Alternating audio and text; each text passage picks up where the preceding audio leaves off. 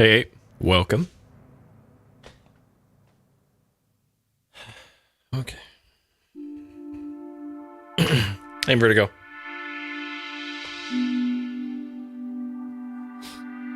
Hey, Treachery.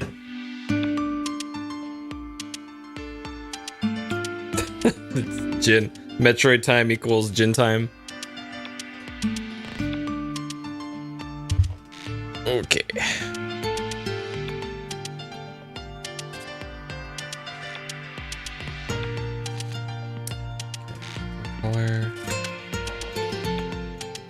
I don't know. One of these days we'll figure out what the deal is with Mr. Metroid.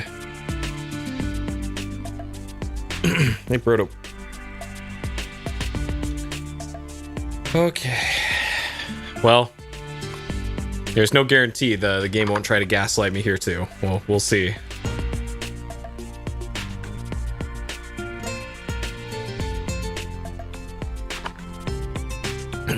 Hey, Ferreter.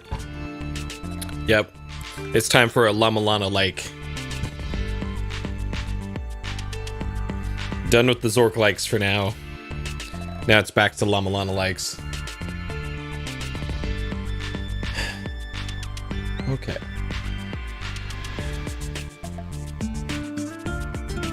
Shit. I left my other mouse in the other room. Nah, whatever. It just means I have to lean over in my chair to use the mouse now. Oh well. I know, right? This game's got a weird history to it. Weird history to it. Alright. Bit of a later start than I thought I would, because I continually make this mistake of having dinner and then laying down on the sofa and closing my eyes, and then whoops, suddenly it's 2 hours later. Oops. You think I'd learn by now, but no. Same mistake every time. Every time. Hey, Dark Gucci. Alright, let's get going. Metroid 2 Return of Samus, Game Boy, 1991 action developed and published by Nintendo. So the first Metroid game was 1987? 86 or 87, I think, is when that one came out, and that was on the NES. The original release for it was on the floppy disk system for the Famicom in Japan, and then out west it got released on cartridge form and was called Metroid, where Mr. Metroid fought the Metroids. Hey, LCC. And then the sequel for this was developed for the Game Boy, because this would have been a new system at the time. So 91, I think the Game Boy came out in 89, I want to say, is when that thing came out. So this wasn't like an early Game Boy game, but it was like within the first 2 years or so of Game Boy coming out.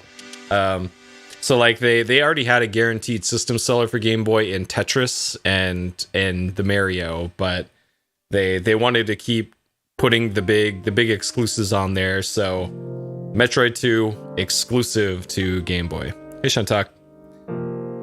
Game Boy Tetris. I am not a Tetrisologist like some of the other Tetrisologists that I know. I don't want to embarrass myself, though I do that on a nightly basis here.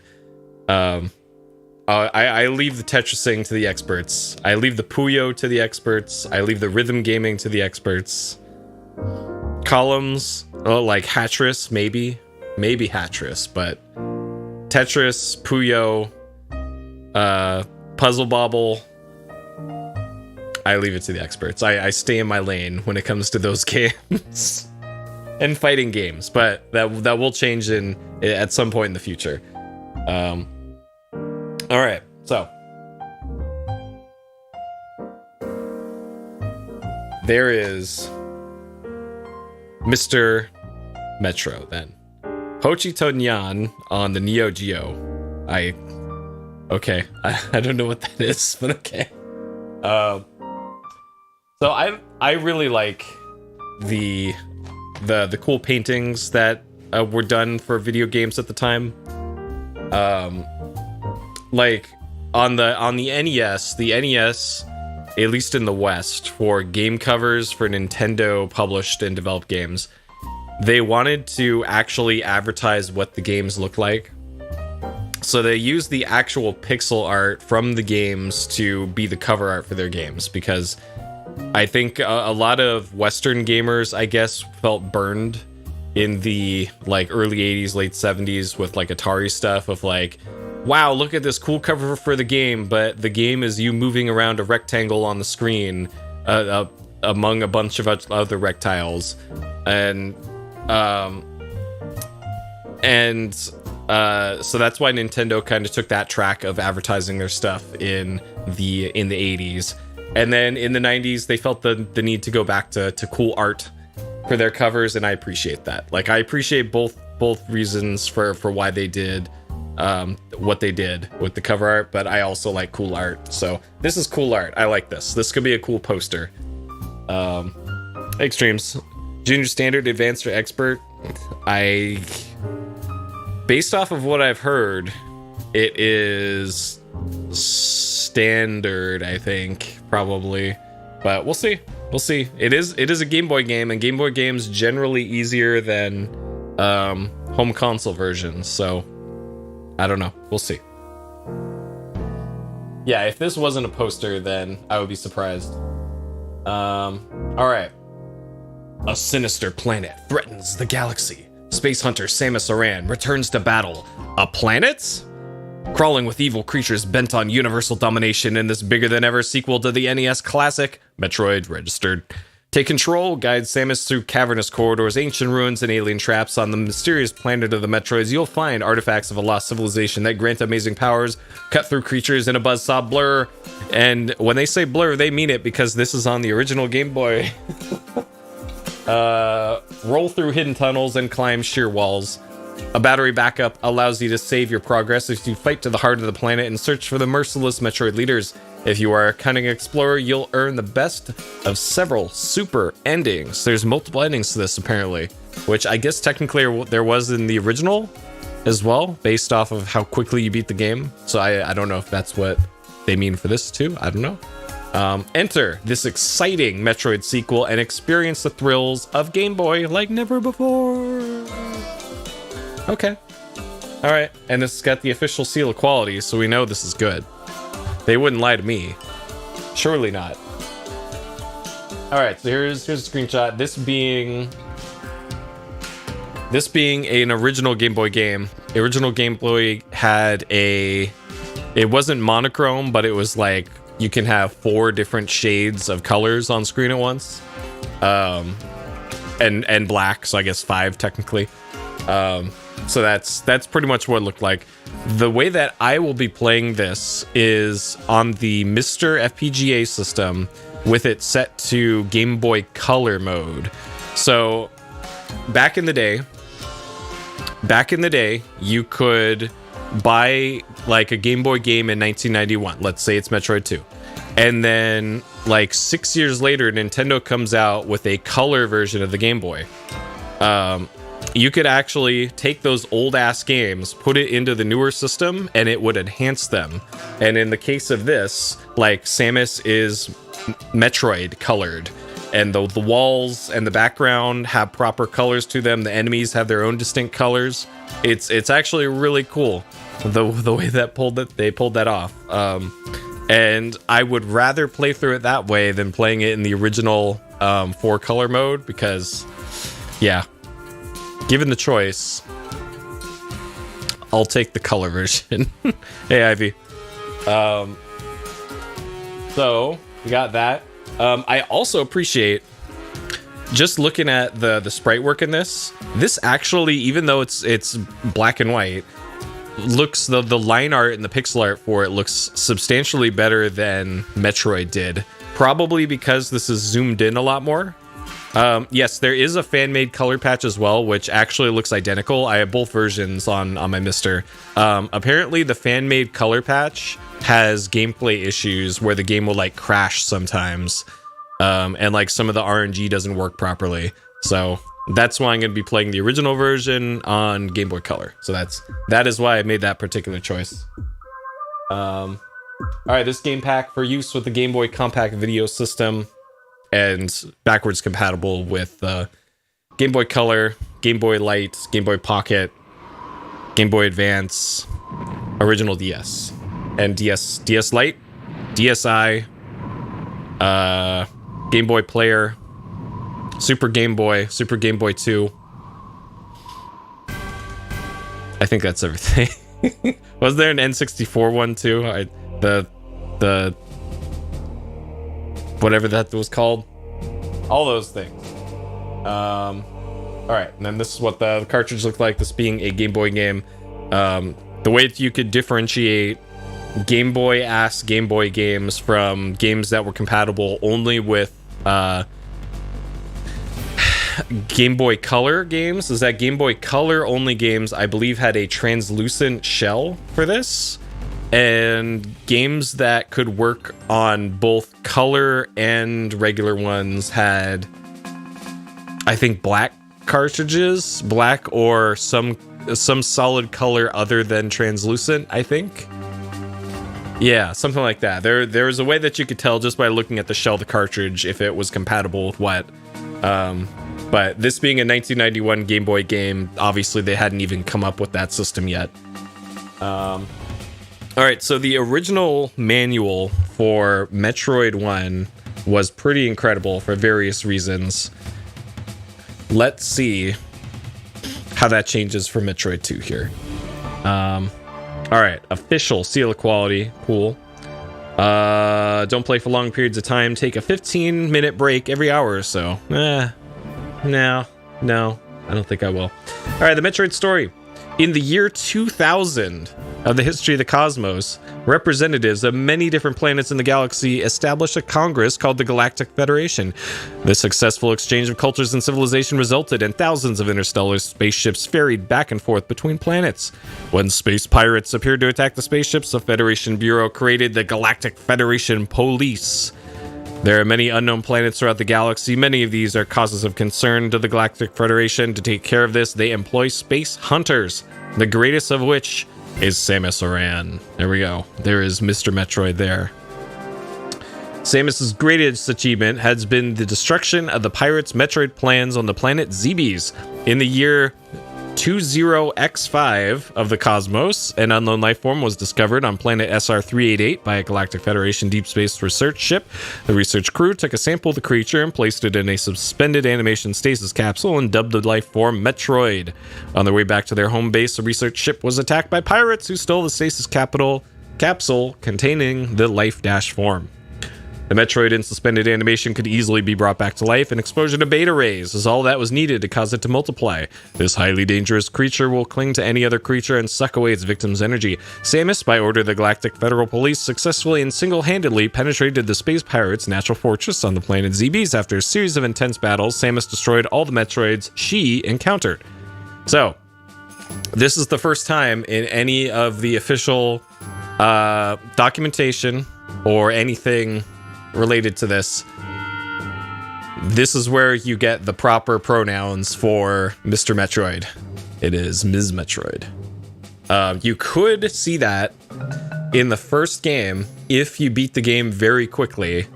Though I'm still not sure. Like you're still making assumptions, I guess, depending on what ending you get for Metroid, because you get a helmetless Samus if you beat the game in a certain period of time, and it's like, maybe it's a person with long hair, I don't know. But here, they spell it out. Samus, she, her pronouns. Her destruction of the reactivated Mother Brain at the center of the fortress crushed the pirates' evil plans. Hey, Hidden.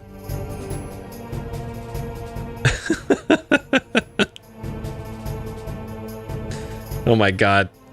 The TTS interactive fiction is pretty incredible. Thank you for that. After serious consideration of how terrible and destructive the Metroid life form was, the Galactic Federation sent another research ship to SR-388. This trip was to make sure there was no more Metroids left on the planet. After a short time, the Federation received an emergency notice from the research base. They had lost contact and the research ship was missing. The base had already sent a search and rescue party, but after their initial contact, the rescue ship was not heard from again. A special combat group was assembled consisting of armed soldiers from the Federation Police and was immediately dispatched to SR-388. After transmitting their primary landing data, they also were never heard from. This sounds a whole lot like the plot of Alien, to be honest here. But all right. Rumors spread fast, and again, the whole galaxy was Caesar from the... Oh, Seize is probably what that's supposed to be. From the fear of Metroids. With this limited information the Federation was positive that a Metroid must still be surviving, hiding deep in the planet underground. Even one living Metroid could easily wipe out an entire planetary civilization. So the Galactic Federation called its members to an urgent conference to find a way to overcome this menace. They quickly came to one conclusion, which was unanimous and simple. Give Samus Aran the order to exterminate the Metroids. So faced with an alien menace that could literally wipe out all life in the galaxy, their solution was, yo, let's hire a single bounty hunter to go take care of this problem. Like, what? Okay. Oh man, look at this art. Look at that. The underworld of the planet SR-388 is a complicated structure of multi-layered domes and spaces. Some of these contain the ancient ruins of some unknown civilization. These are home to many life forms living on the planet, including whatever most of these things are. I love that pose. That's a great pose. Samus, charged with their mission from the Galactic Federation, hurried to the planet SR-388. Samus's confrontation with the Metroids has started again. You must help Samus save the galaxy from the Metroids. Okay. So there we go. That is the backstory to Metroid 2. It's basically Alien. Or I guess Aliens, plural. The sequel. Weird. Okay. A button jump, B button shoot and missile. That's pretty much the same as the NES controls. Aim weapon up, curl into a ball, weapon down. Select button is beam or missile, start is pause. AB start select goes back to the title screen. Okay. So yeah, this pretty much mirrors the NES controls, which I guess it's fine. Sure.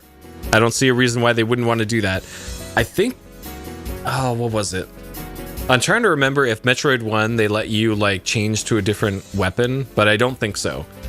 Because it was like, once you got the freeze beam, you were stuck with it until you picked up something else, and there were multiple freeze beams, I remember. Because you needed the freeze beam to do something in Metroid 1. So sure. Alright, before you start, put it in the game pack, turn it on, start 1 through 3. There's 3 different save games. So, important thing for this is this actually lets you save to the cartridge on it.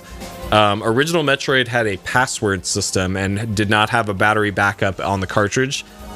Even though The Legend of Zelda, which came out around the same time as Metroid 1, did have a battery backup save. So, it was kind of an annoyance for Metroid 1 playthroughs, but for Metroid 2 on the Game Boy, no passwords. Yeah, FDS games had save systems because that system had its own like RAM. Oh no, it just saved to the disk, right? The floppy disk. Okay, Samus Aran, energy units, missile supply, and the Metroid detector. Energy. Each fill tank is 100 units. Okay, it looks like there's less tanks than the original. I think there's like 4 tanks in 4 or 5 tanks in the original, I want to say. Interesting. Missiles, Metroid detector. The number of Metroids detected on the planet. This detector can also show other info about Metroids. Okay. That's saving the game. You can only save the game when you reach a save point. These will appear during gameplay. They look like this pedestal thing with a crystal ball at the top of it, I guess. When you stand on it, save press start appears, press start to save, and that's it. The last save made is the last one recorded. Okay. Deleting saves, we won't worry about that. Alright, Planet SR388. Samus, you're charged with the destruction of all Metroids on the planet. This looks like a little bit of a map they just give you straight up at the start. That's useful. Some walls can be destroyed using the beam, however, some must be destroyed with the bomb. Often you must blow out a wall to proceed. There are many hidden paths and pitfalls. Great. Cool. Metroids are hiding in dome-like caverns, corridors, and tunnels. Additionally, a number of life forms will attempt to prevent you from completing your mission. Sure. The underworld of the planet SR388 is a complex maze shape.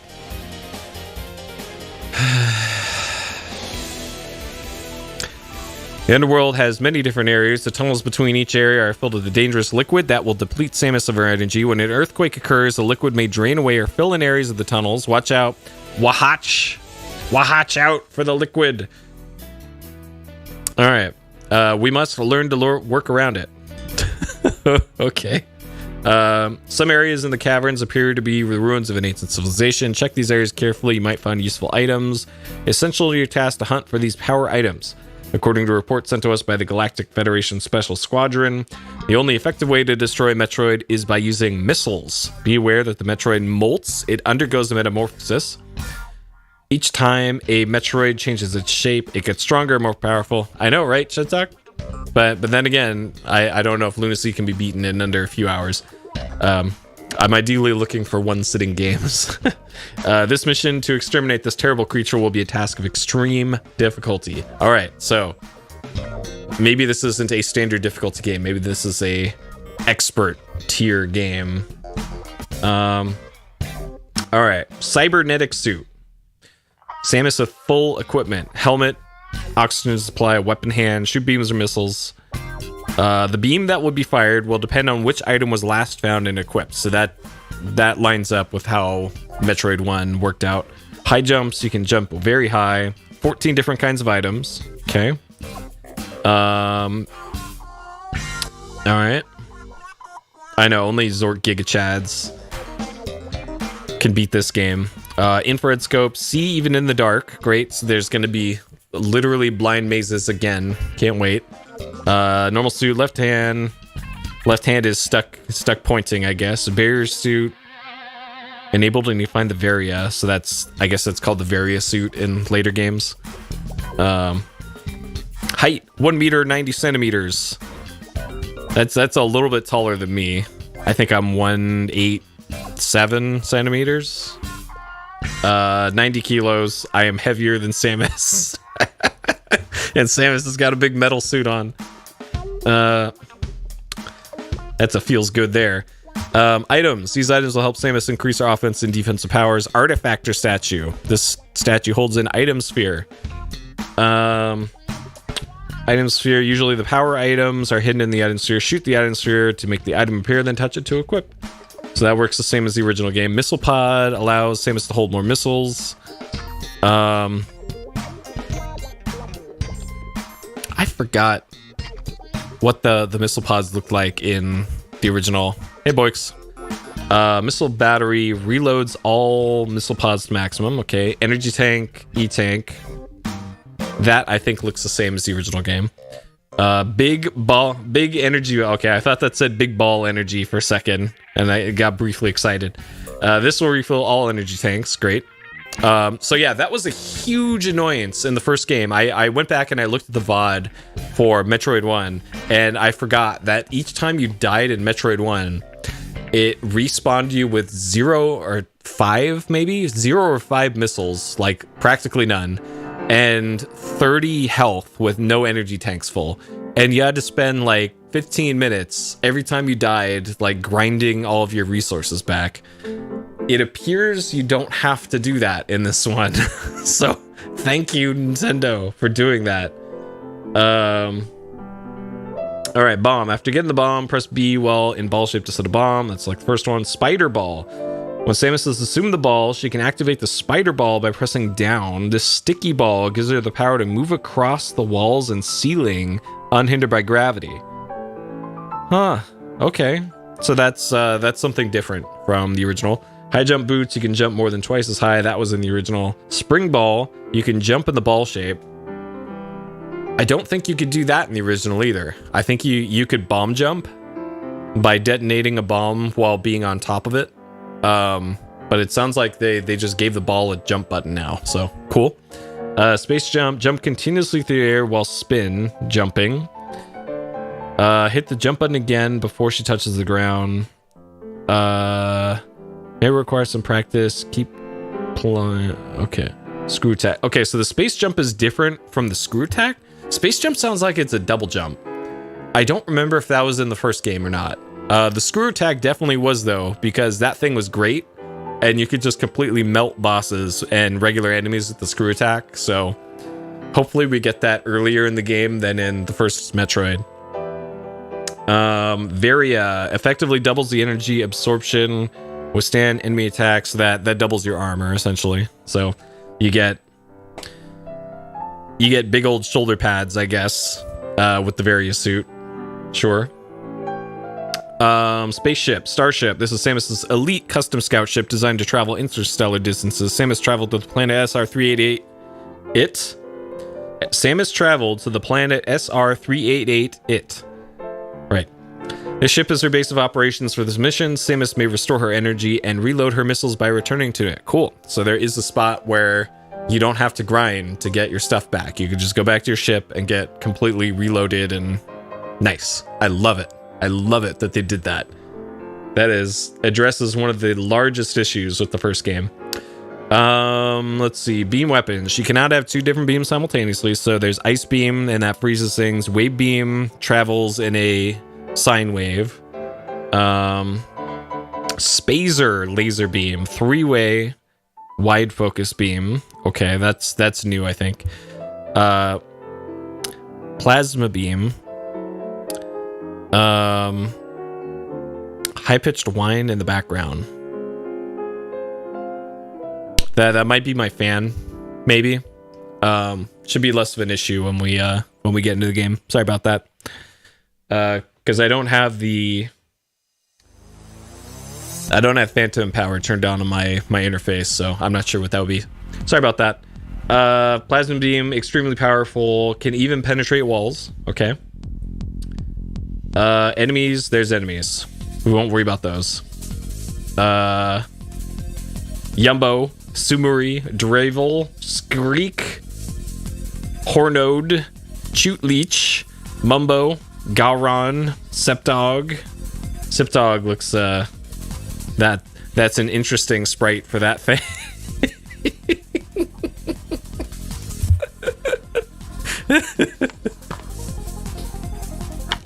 All right.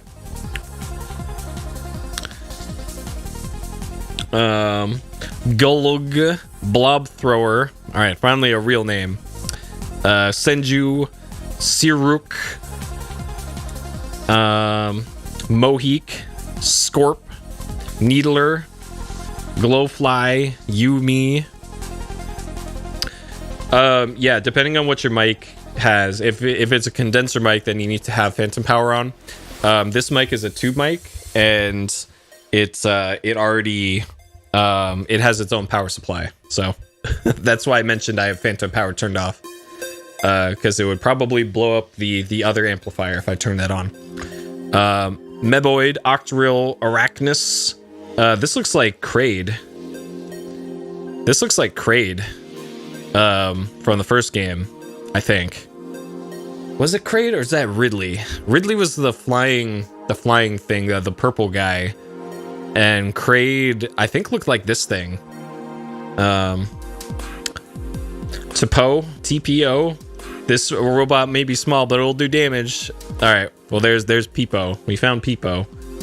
Wallfire, Shirk, Autrak, Autod. More robots. All right. Autumn, Gunzu, Pincherfly. I remember the Pincherfly. That was in the first game. Gravit, Halcyon, Moto, Proboscum, Rommelkin. All right. Metroids. Metroid. First shape after hatching from the eggs, they cling to any creature that can find, drawing its life energy away. Alpha Metroid. Shape of the Metroid after first molting. Okay. Gamma Metroid. After molting from the lesser mutation, the Metroids will grow much larger, gaining the power to attack with lightning bolts. Okay. Zeta Metroid. Multiple mutations will cause the Metroid to continue to grow into an even larger and more powerful adversary. Now that looks like half Kraid, half Metroid is what that thing is. And then this thing, the Omega Chad Metroid. This mutation is absolutely huge. Its power incredible. That's probably the final boss if I had to guess. So great, thanks game. Just throw the final boss at me right at the start, huh? Okay. So I'm gonna leave the... What screen is it here? I'm pretty sure this might be like they give you a little bit of the map right at the start here.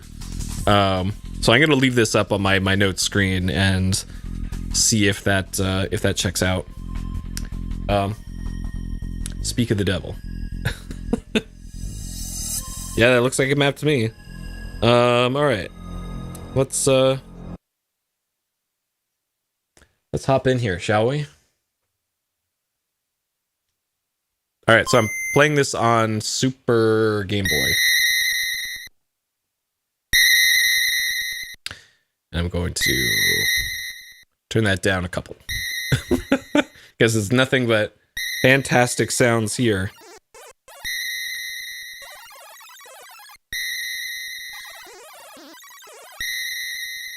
All right. Yeah, I'm gonna wait here because they gave you a plot dump in the first game, I think.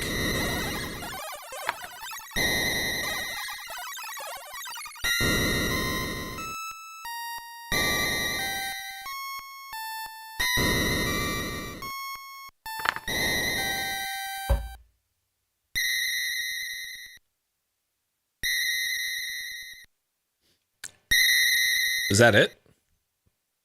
Was that what we were waiting for? Was the little...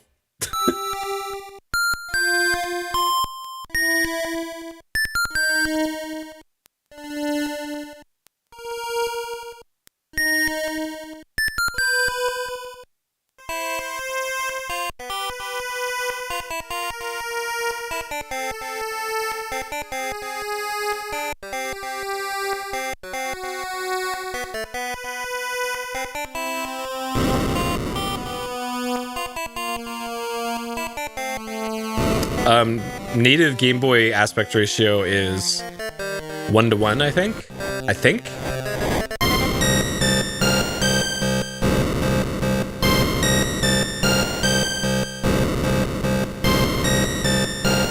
Yeah, it's either 1:1 or it's like 8:7, I think.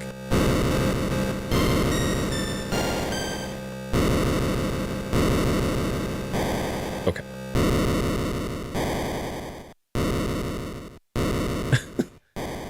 Interesting title music.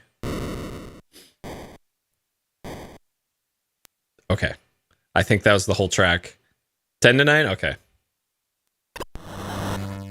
All right. There we go. So we start the game on the Giga Chad pose. Okay. So, based off of the map that they give you in the... Okay, this button. Okay, so this does actually match up with the map in the manual so far.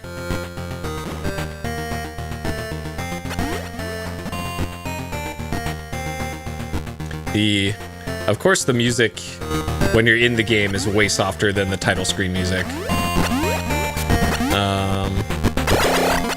It feels like there's gonna be something here at some point, or I need to get the spider ball to go up there.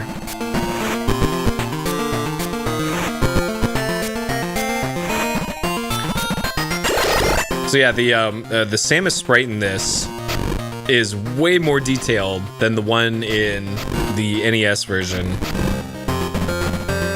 Okay, I think that actually is a little too loud. There we go.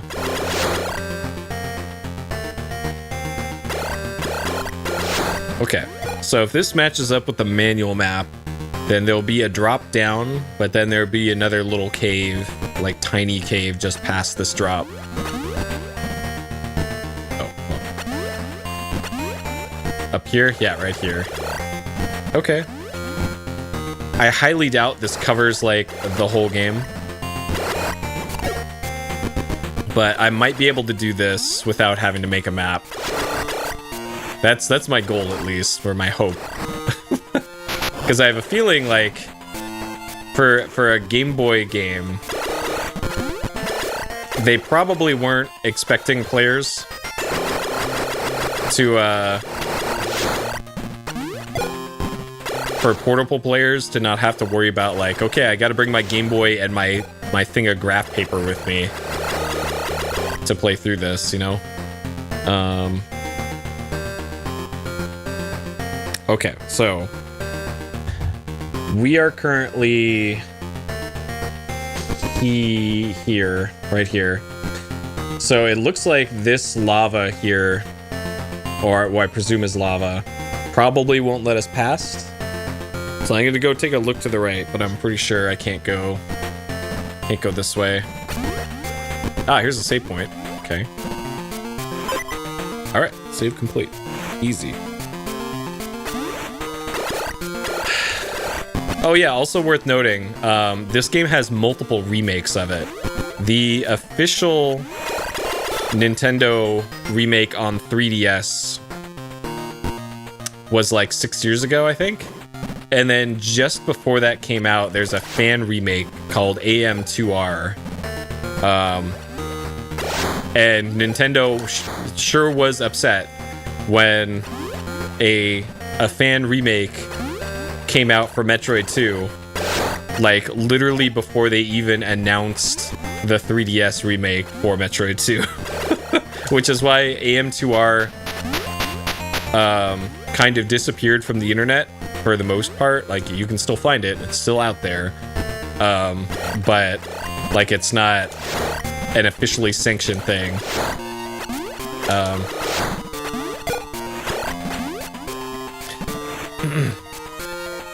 So that's kind of the weird history of Metroid 2. Does this heal me? It does not. Okay. We have a nice amount of health, but being healed probably would have been great. So in this, like, if you're moving across the ground here and you jump, you actually move way slower once you jump.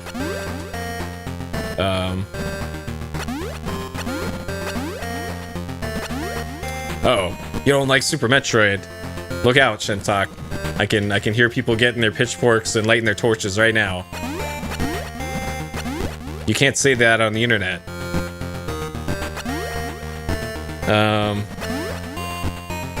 Okay.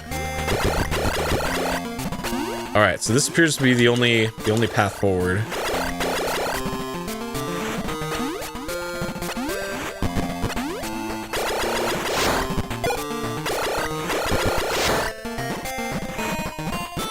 I can't remember if you could do this in the NES one. So if you just tap down, you'll go into the crouch as seen from the cover art of the game. And it lets you attack stuff that's below you, which you couldn't easily do in the original game. And then if you tap down again, then you go into this. Well, who hasn't played Super Metroid at this point, you know? Besides, like, me. I think it's me and, like, maybe some undiscovered tribe in the Amazon somewhere. And that's about it for people who haven't played Super Metroid.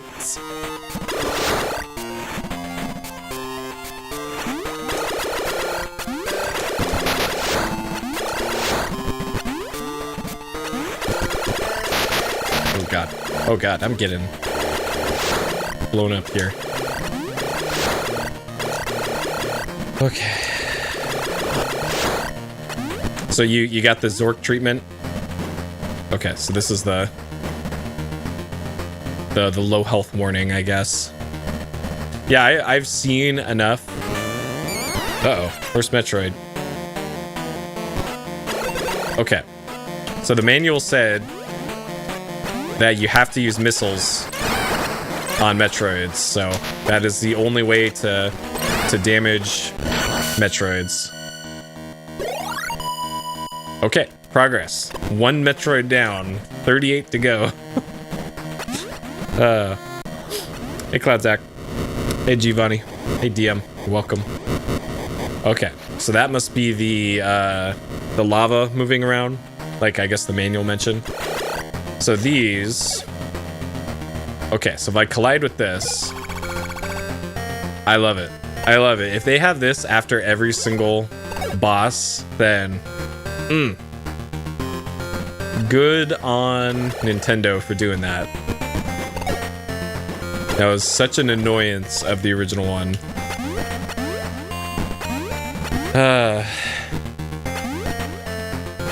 Because yeah, there's like I had to play Metroid 1 way safer than I would have liked, just because the penalty for dying in that game is so severe.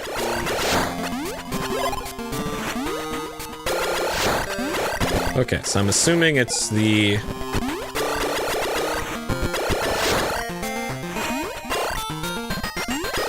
Okay, I'm probably gonna have to make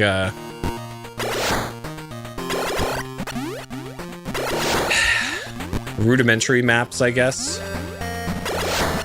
Like, I don't think I need to get that crazy with maps here, but I'm already almost past the point where the manual map stops.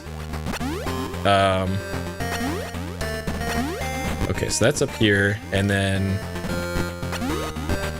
to the right was the save point. So I kind of have to eyeball. So this would count as like a 2-tile long room. Like, I'm not gonna put in the up and down undulations of these rooms. Okay. I love how quick saving is. Okay, so it's map time, boys. Get excited. Okay.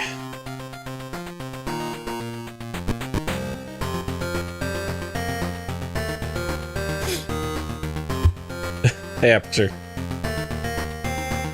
Well, so far this has been a banger. Okay. Save. Here, this is a 4-tile. 2 tiles left. 3 tiles down. 2 tiles to Metroid. Okay. And then based off of this, it's up 2, left 2, up 2, left 2,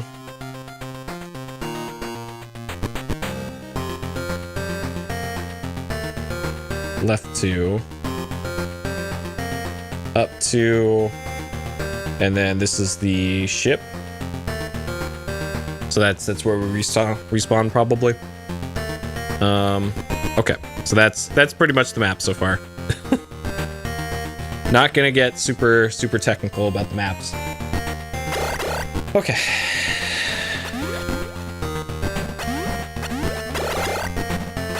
All right, so this goes for another tile there. Okay.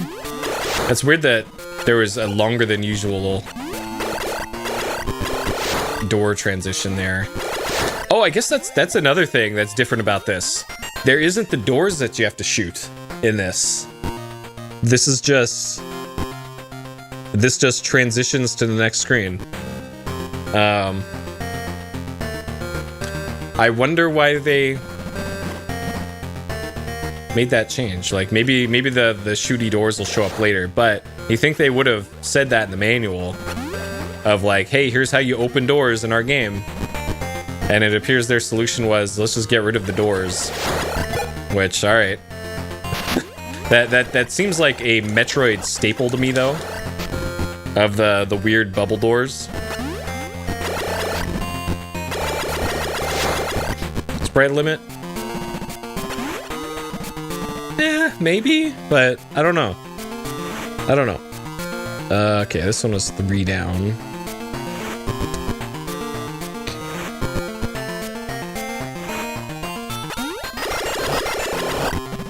Okay.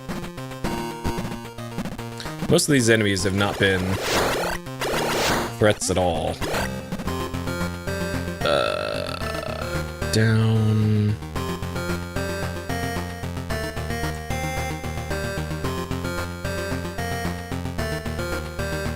Okay.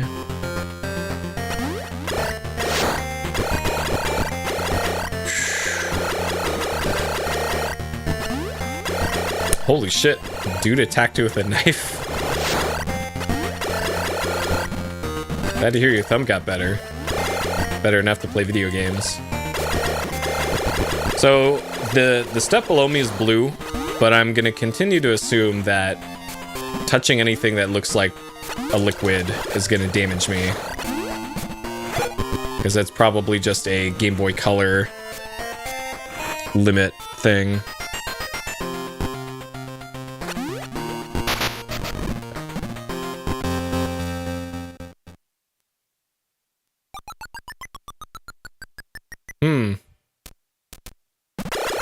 Special SG. Oh, wait. Oh, baby, we got new enemies. This thing. I remember that thing had a dumb name in the manual. There is the Super Game Boy Color core for Mister, but I wanted to, might as well play the original. Okay, 2 over.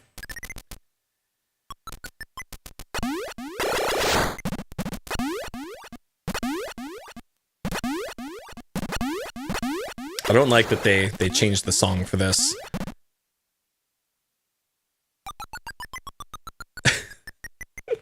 I'm not even sure if this is music or if this is like computer sounds or something.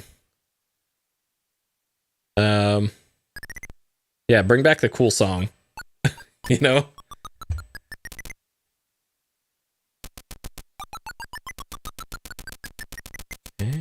I really like the detail in these the environment stuff. Like, this is a huge upgrade from like the weird bubbles in there. Yeah, one bang song. That's true. The title screen song actually was pretty good too, but you had to wait like 2 minutes for it to start playing, which is a bummer. Okay. No. The title screen song is pretty good too, because it uses explosions as drum beats in it, and that's how you know a song's good.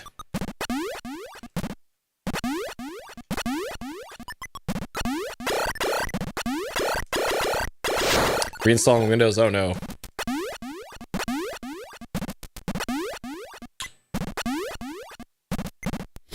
That is why I'm glad I have multiple Windows machines just in virtual machines, so I could just very easily nuke it from orbit if I need to. That flying enemy there reminds me of a oh, it's like Dr. Mario, one of the Dr. Mario viruses, I want to say.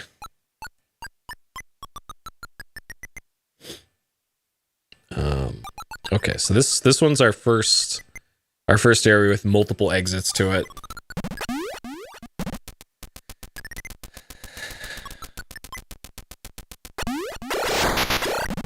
Okay, so this thing looks like a Dr. Mario enemy.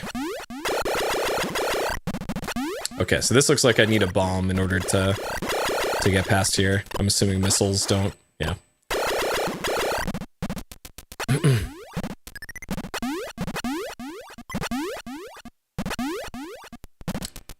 BMS. I'm assuming that's Bamani. Bamani Music Systems. It's not Stepmania.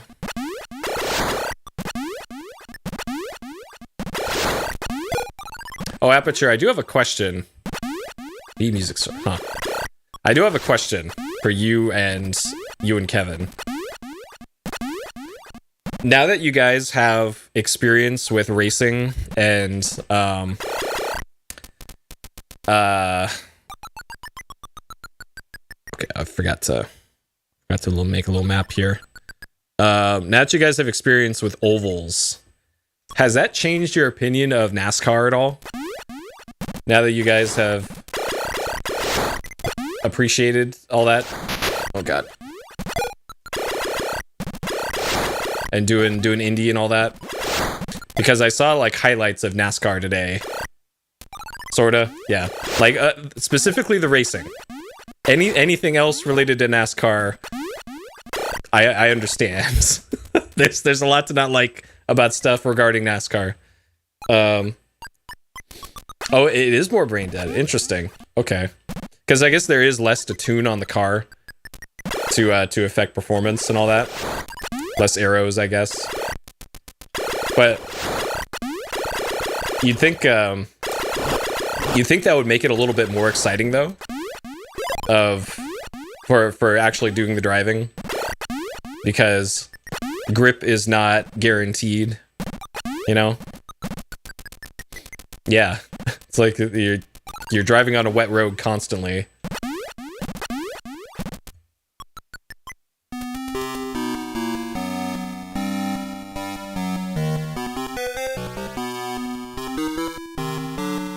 Okay, this is...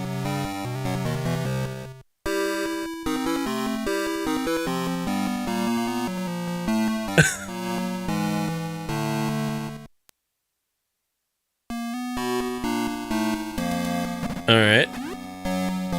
Yeah, rally driving is cool as hell. Like, that's, the rally in virtual reality is actually the most fun that I've had with racing and driving in virtual reality.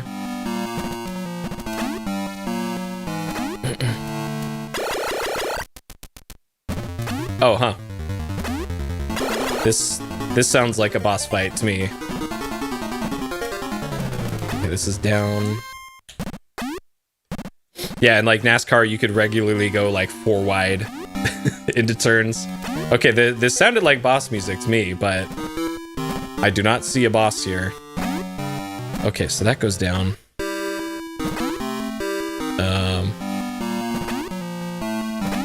Well, it's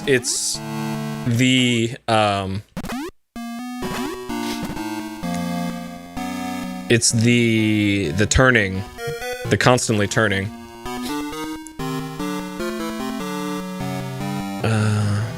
Okay, this is down, and then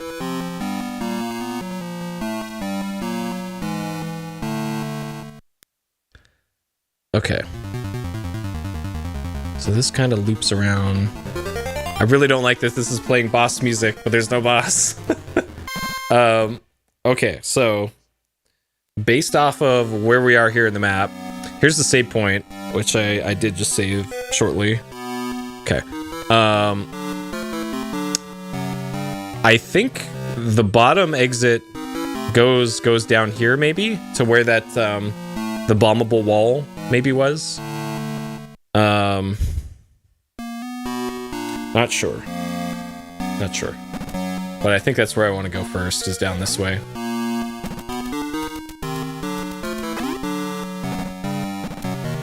This is surely a boss room. Or it's one of the Chozo statue rooms. There is a door! Ah! This, how is there nothing? This has got to be a boss room. Creepy clown music. Okay, so we found our first missile door. I'm not sure if this lines up with... Okay, so 5 missiles, I think that's the same as the original game.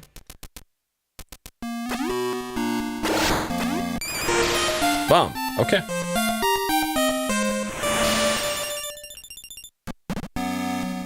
Got it. Cool.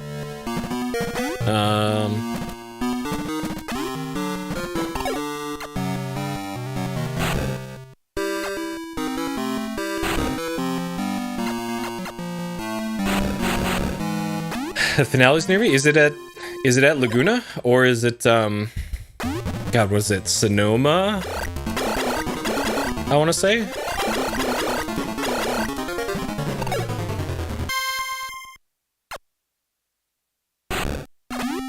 Oh, it's at Laguna, huh? The classic car show, the Monterey Car Week thing was last week. And I've never actually had to leave my house before when that thing was going on. So I've oh, it's a season finale usually, huh? This has got to be a boss fight now that I got the bomb. Surely they're gonna pull some shit here. No, they don't. Okay, interesting.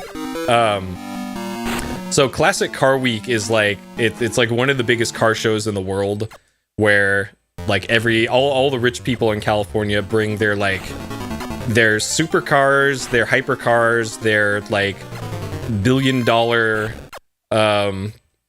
like 1930s one of a kind replica or whatever Duesenbergs and shit down to the Pebble Beach golf course, and then they have judges there rate them on how cute their car is or something, or how clean it is.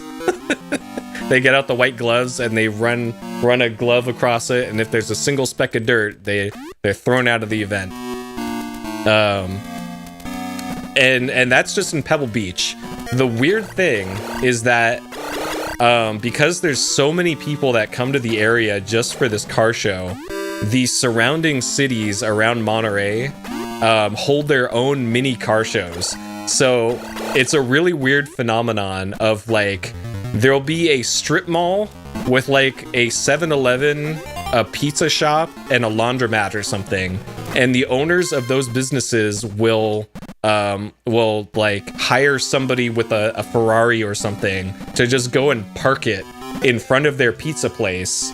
They put cones around it, and they charge admission for people to come and like take pictures with it in just random parking lots. And this is all over the city. It's the weirdest thing.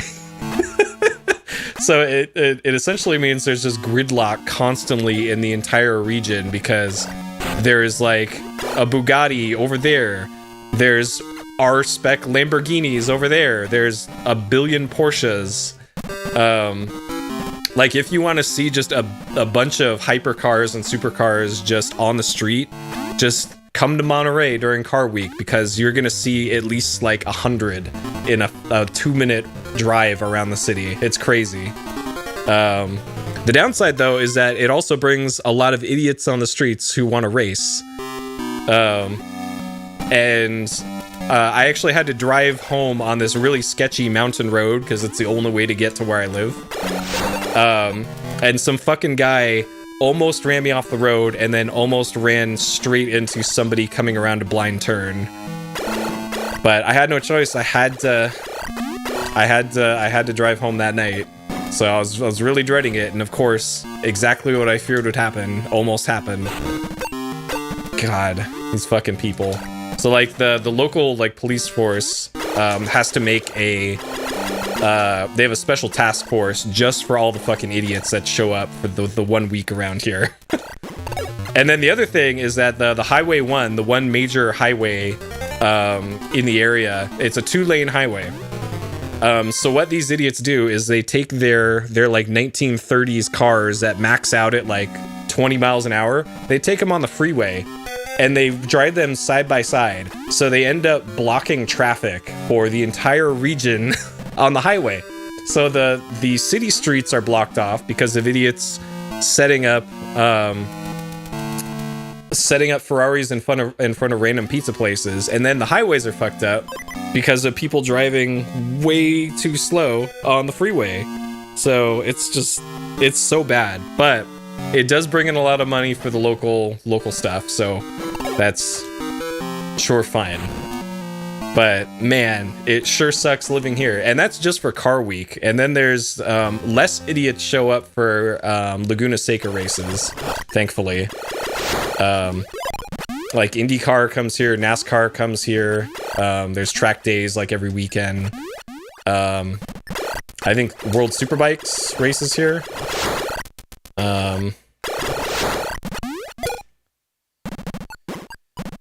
Okay, where am I? Where am I? Set the save point. I feel like I probably want to go down here where the bombable thing was.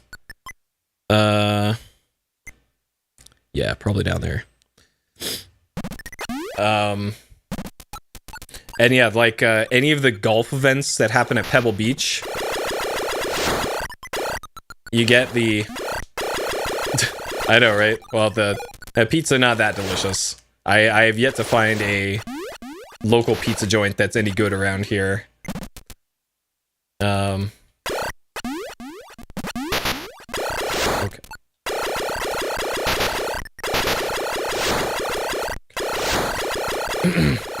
Make it past day 2. Is that some rally thing?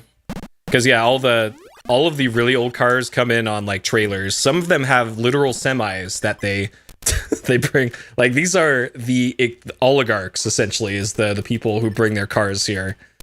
So, well, there's a lot that goes into a proper pizza, you know. Okay, so these things for sure. So the Pokemon boulders are bombable.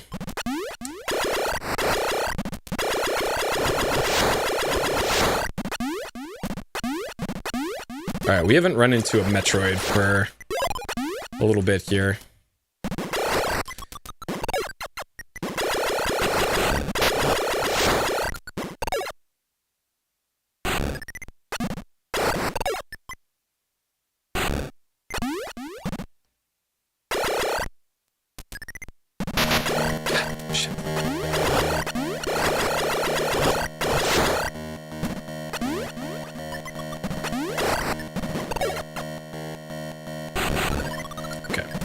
I really don't like this, the bomb jumping mechanic. Oh god.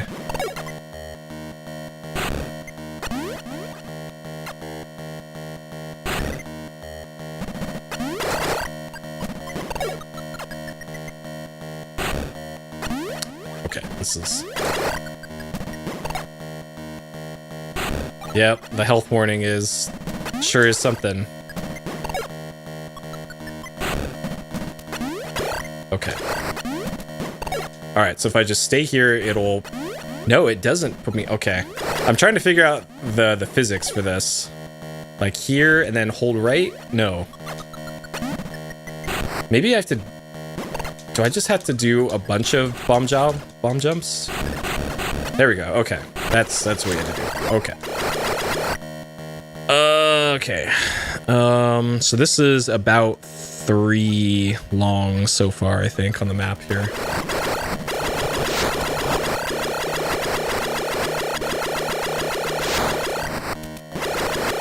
So it looks like I can probably go like up and down here. So there's probably some stuff hidden in the walls here, I'm guessing.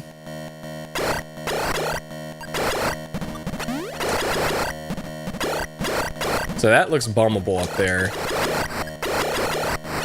But actually getting over to that might be a pain. This up here, that looks suspicious.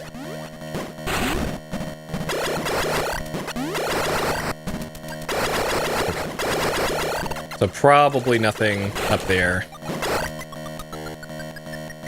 Okay. Sure. Hair keeps getting in my ear here. Alright. Let's get some health here. Oh god, oh god.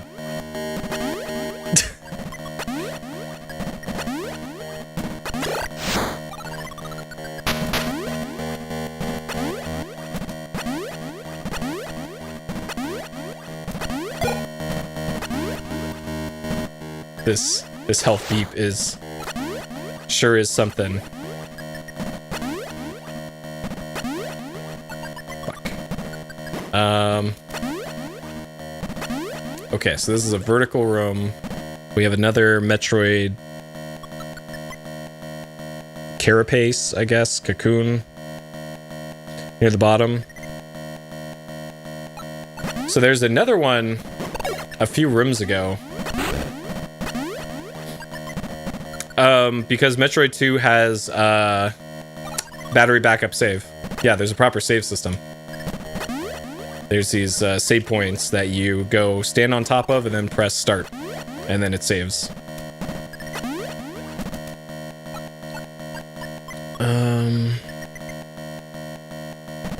Okay. Alright, I'm on the lookout for a save point.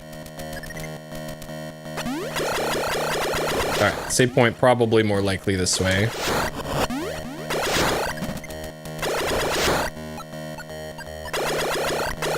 So as far as like room structure in this isn't that much different from... Oh god! Oh god! Oh god! This low health beep is quite something. Oh man.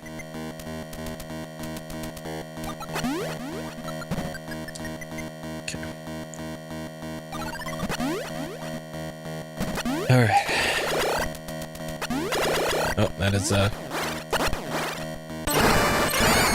that's interesting that it... Okay, and if this is like the other Metroid fight, then...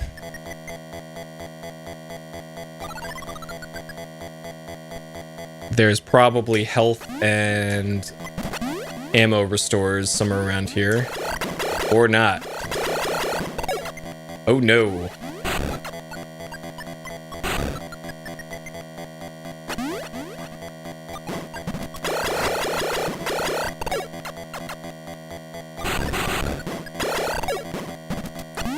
Well then.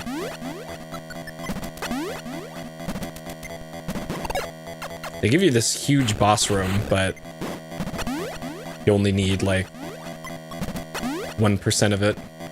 Okay, I'm gonna assume that's a dead end. Okay, Metroid down.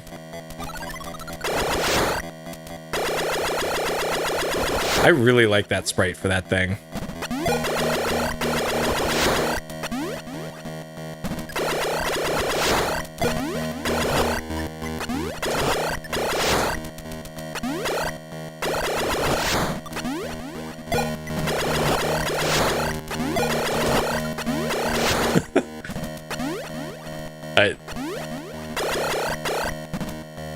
You'd think the warning beeps would get less annoying. Beep beep beep beep beep beep beep beep beep beep beep beep.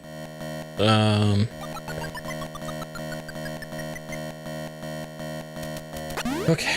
So the fact that this was here and the Metroid for it was way off to the right leads me to believe that I maybe missed another Metroid somewhere else. So I'm gonna mark these as C for cocoon. And I also saw one way back here.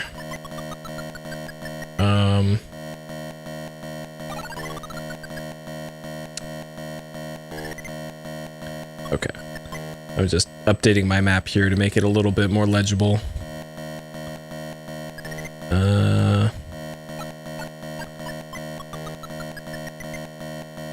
Here, here, here. Here, here, here. Okay. Oh boy. Alright.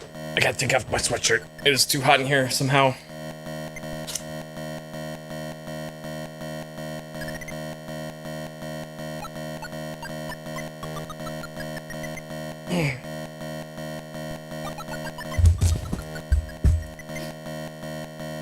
Oh, okay.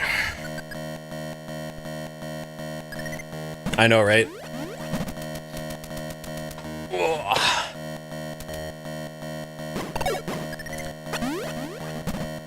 Okay.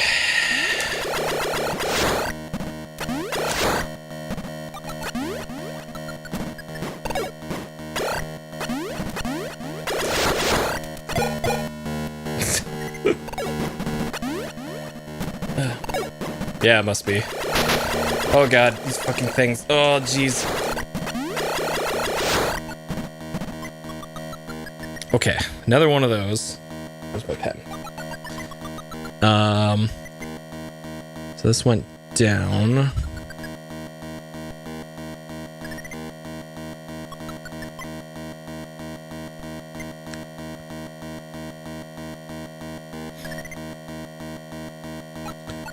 Yeah, I think Doom 2016 and I guess Eternal also did it good of like the burp burp, and then and then you know.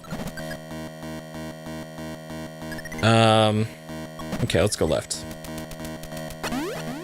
The Zelda ones. The Zelda. I think Zelda 1, I think, was the kind of the worst offender so far of the ones that I played. Because that was just constant high-pitched beep.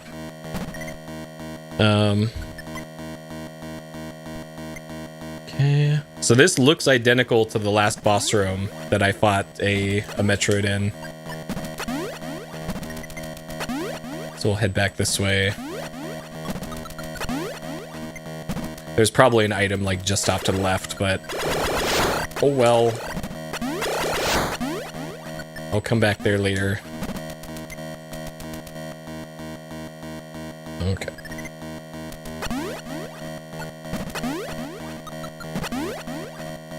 Yep, okay.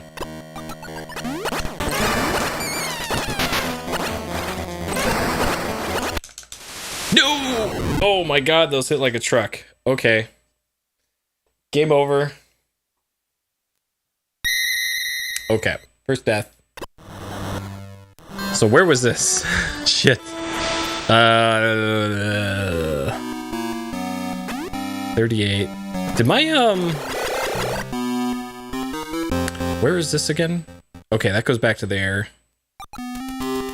So do I have the bomb? I do. Okay, so I kept my stuff, it seems. So when I press start, this down here changes to L-04. Or maybe that's a 9? I don't know.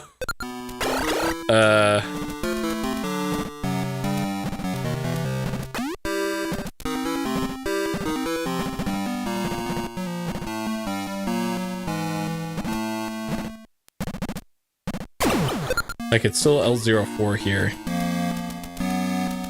Oh yeah, that's true. So this is where the missile door was, this is where the bomb was. And I'm pretty sure I had to backtrack here all the way back around. This is a fairly substantial backtrack, but also to point out here, notice that I died and I respawned, and I have all my health back and all my missiles.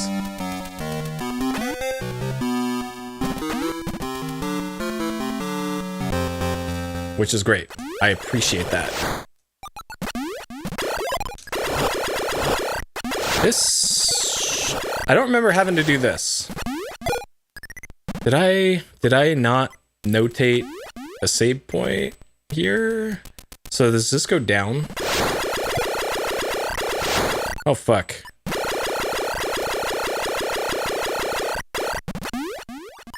I know, right? Especially a 90s video game.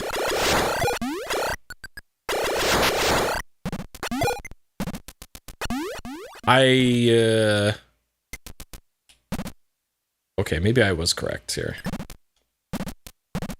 So this goes all the way to the bottom, yeah. Okay. And go right, this goes through the... yeah, this room. Why did that damage me? What the hell?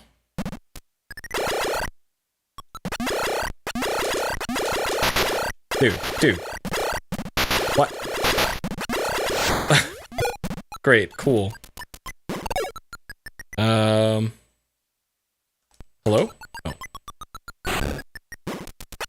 Oh, I gotta do this shit again too. All right, this is incentive to not die here.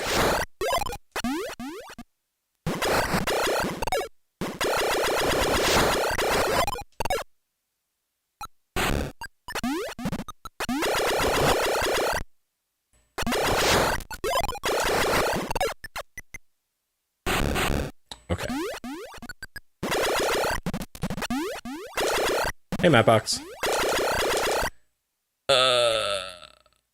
Okay, I think this one you can, yeah, okay. And then for this, it's just bomb jump. Got it. Okay.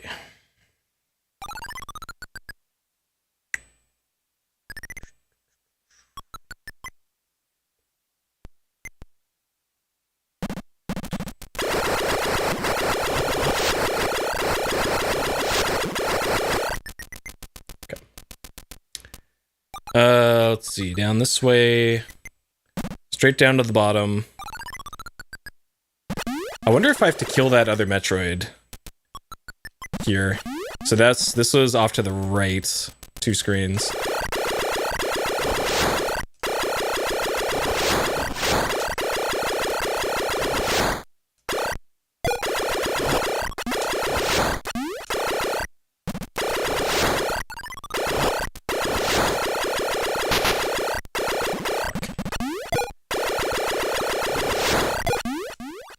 Alright, so did this respawn?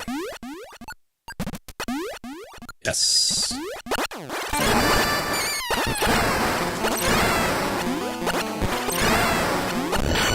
Okay, got him. Whew. Oh shit, I accidentally... Oh. My bad, Cloudzac. Friendly fire there. I don't know how that happened, but sorry about that.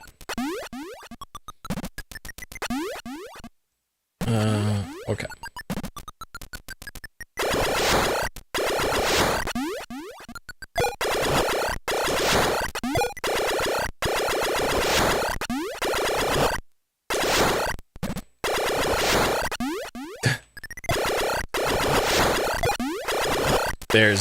There's spam bots in the YouTube chat, and when let's just say YouTube's moderation is not good. And when I banned the bot, it banned somebody else too somehow. Like, all right, sure thing, YouTube. I know, right? If anyone's looking for AI-assisted hot grills or something, the YouTube chat's got you covered.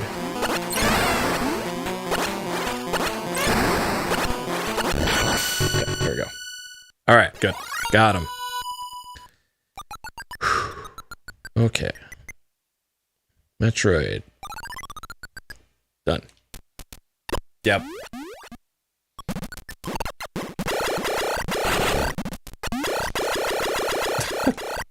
Is that cat? Seaman. Here's a cool one, thank you. I'm gonna need it, because I've already died once so far. Okay, so that's probably a dead end. Back that way. Okay, so here's what the old Metroid map is looking like so far. Like, it's... I like how much simpler it is to make maps in this game compared to the original. So anything marked as C with a square around it, that's one of those things, the Metroid cocoon or carcass, something, whatever those are. And usually if there's one of those nearby, there's a Metroid nearby, a boss fight. But the problem is, I've only fought Metroids in 2 of those. Because there's one here, but I did not fight a Metroid near there. This is a missile door. I'll put that there, sure. And this is... That's a Metroid. Did that. Okay. And we're also really far from our ship. So if they actually do intend for you to, like, go back to your ship to do the missile and health refilling, then that's quite the trek that they're asking the player to do.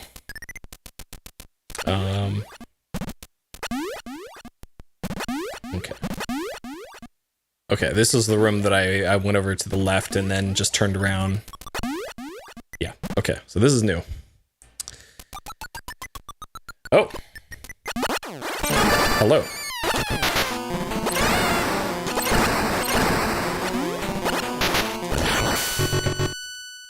Okay, got him. Hey, Gundam. Good to see you. Alright, Metroid, done.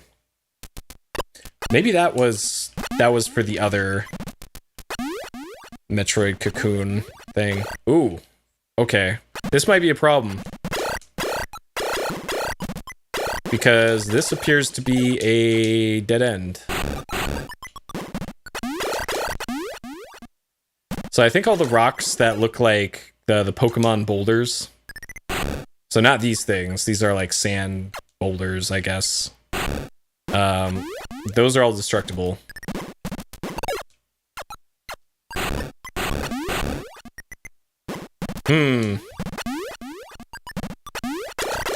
Interesting. Maybe there's gonna be another, another earthquake or something? I don't remember there being one, though.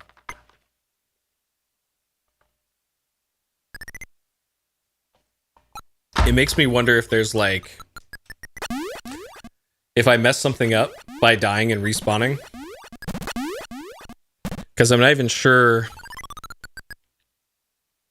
where anything else would be. Like, maybe going back across this room causes a trigger. Because I don't see anything below that. I think that stuff, if I jump in it, that damages me. So there was that room that had the sand in it. Going up and down the big yellow sand.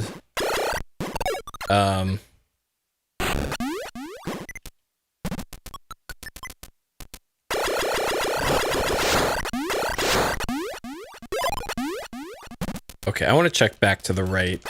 See if anything changed here. Oh god. Oh god. Oh my god. I am dead?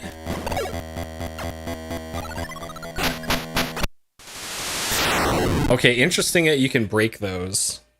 But great, I'm dead. Cool. Now I gotta do all that shit again? I gotta do that again? I gotta do all that again. Oh god, okay. Well, at least I have a map now. Oh, fuck, dude. That's annoying. Yeah, that's something now, I guess. So according to the manual, there's like a spider ball function that lets me climb up walls while in ball form. Like, I wonder if, like, this stuff is breakable or something to get below here.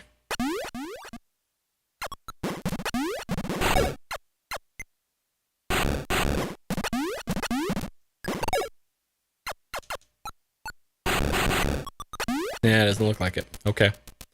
So maybe this area changes after you go defeat those other two Metroids elsewhere.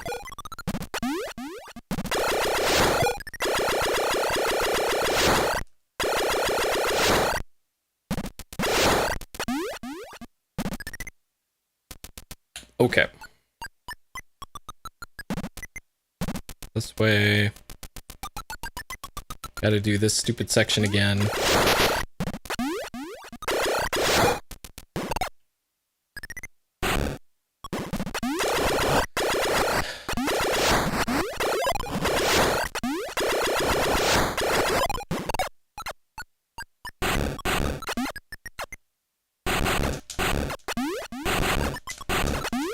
Wait, you can't break those with... Okay, you can.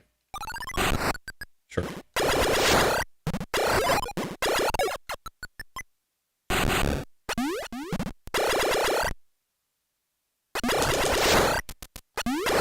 Okay.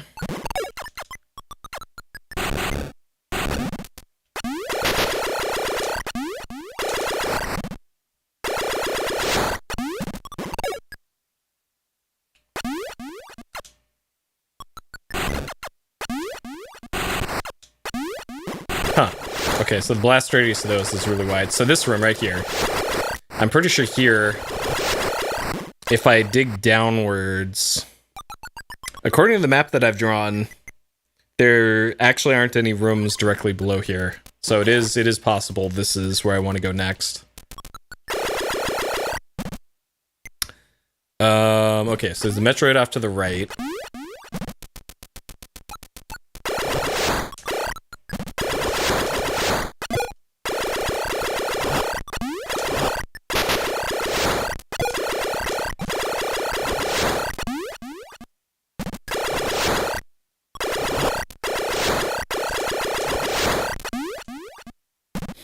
I'm curious, what were those things called again?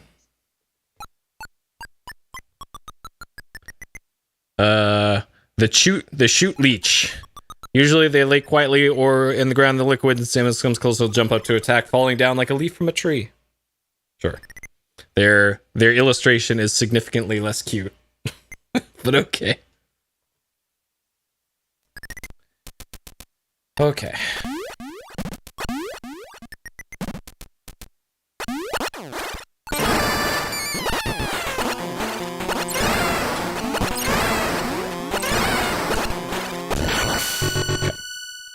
Alright, check. And I'm pretty sure there's nothing here. I really hope there isn't a bunch of, like, required hidden walls to break through. Because that's just... That's like Zork tier game design, as far as I'm concerned.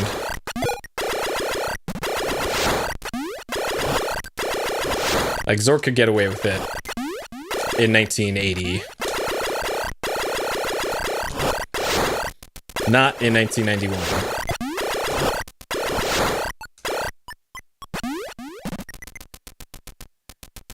Okay, so this leads to a drop, and then there's Metroids on both sides.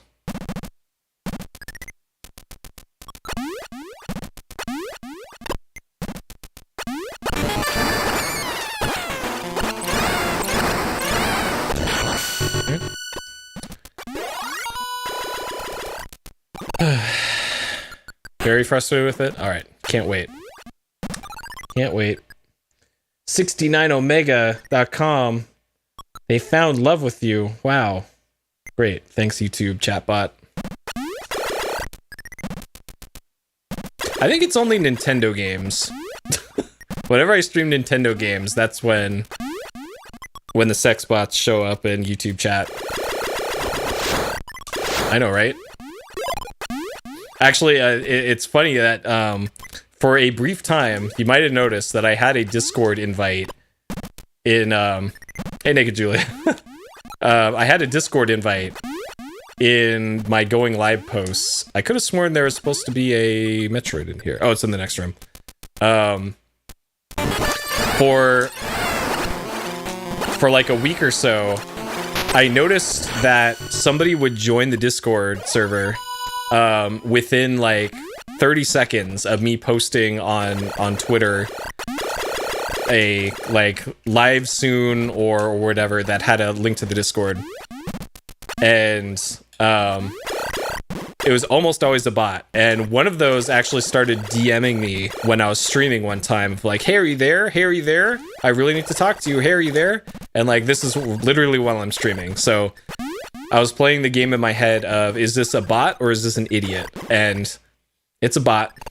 And the reason that I know this is now because even though I blocked them, banned them from the server and all that, I still see their message in my direct message history. and I could see their avatar on it. And their avatar changes about once every 2 days or so to icons that I recognize from NFT people. Like some of the ones that I see retweeted in the haha Web3 sucks accounts that I follow on Twitter, which are great, by the way. So I think what this bot is doing is it's trying to impersonate people in charge of like cryptocurrency or NFT Discord servers, because Discord is heavily associated with crypto shit. And I think it's trying to scam people by entering their site, and are probably trying to impersonate crypto shit and getting them to like click a link to verify your crypto wallet or something stupid like that, and then whoops, my whole bank account is gone, all my apes gone, and all that. So I think it's fucking hilarious. That's because yeah, once I saw that, I was like, hey, I recognize that stupid drawing. And yeah, that's exactly what they do. So that's pretty much why I turned off the Discord invite link in those from Twitter. They never were big, it turns out, because what happened was people engaged in something called wash trading with NFTs, where they would sell it to themselves for large amounts of money, to make it seem like the market for that stuff was way bigger than it was, which inflated the market and caused like uninformed people to put money into it.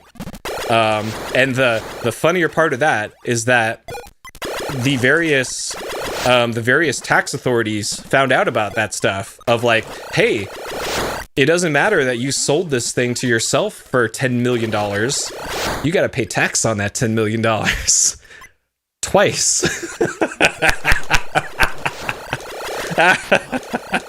So I love that shit. I love it. Fuck those guys. Okay, so this is where the Metroid was. Yeah, it's so great. I love that shit.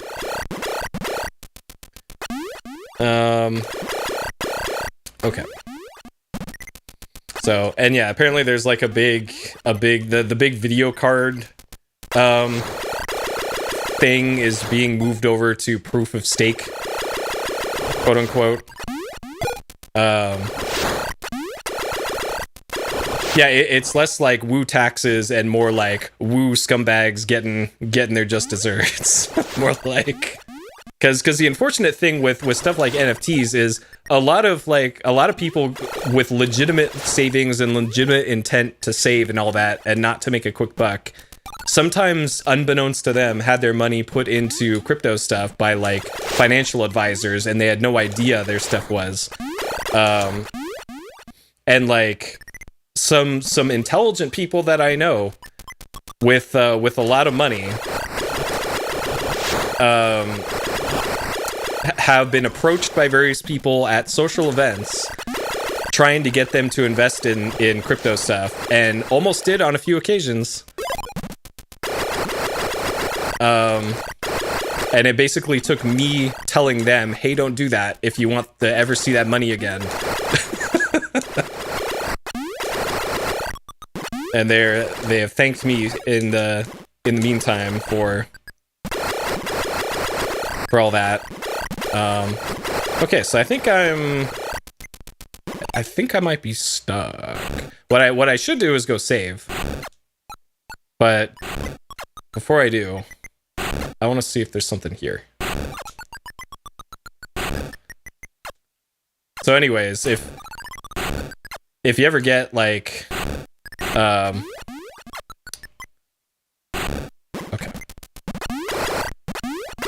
If you ever get like a weird message in Discord from somebody with like the same profile image as me, and like the same name but not the same number on there, it's somebody impersonating me, and like, you gotta send me 1 Bitcoin to stay in my server or something. Like, yeah. Yeah, and like when I was finishing up my degree, for for digital media. The professor for it was being very, very nice about crypto stuff with some of the other things. I would never ban Dataface. I still gotta play Mega Man Legends 2. Like, I played that literally up until the last area of the game. Earlier. Like, maybe 15 years ago or so. I played Legends 2 until, there's like a space station area, and there's a save point right at the start of like a space station. If anyone's played it before and that rings a bell, how far into the game that is. That's where I stopped playing. I can't remember why I stopped playing it at that point. Like, I guess I got distracted by something and never picked it up again.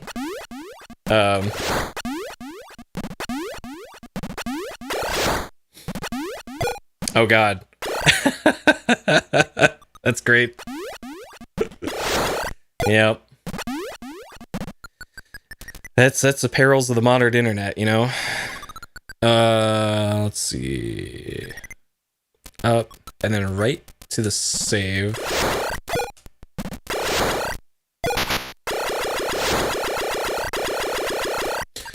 Yeah, those are all bot accounts, like purchased accounts.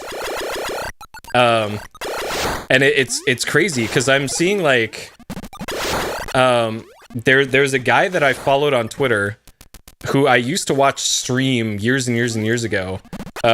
He's like an older guy. He was the father of Cherno TV. He went by Churdad. Like a few weeks ago, I saw my Twitter feed that there was retweets from him, and it was like retweeting a bunch of crypto shit and like Trump stuff, which completely unlike him, and then was also retweeting some Elon Musk like Twitter bot stuff of like, oh, Elon's right about all the bots on Twitter or something, and like I'm pretty sure that account got hacked in order to retweet something about fake bot accounts on Twitter. It's like the weirdest thing. Like, holy crap, dude. Okay, so finally saving. I don't have to do that last part again. So now the problem is, I don't know where progress is at this point. We did get music back though, so that's something.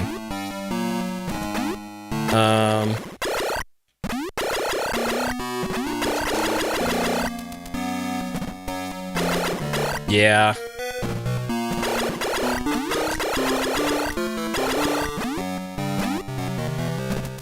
Okay, so when I went over here before, there's just nothing here.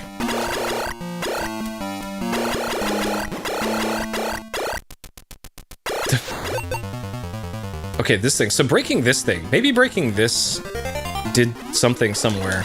I'm pretty sure this is a,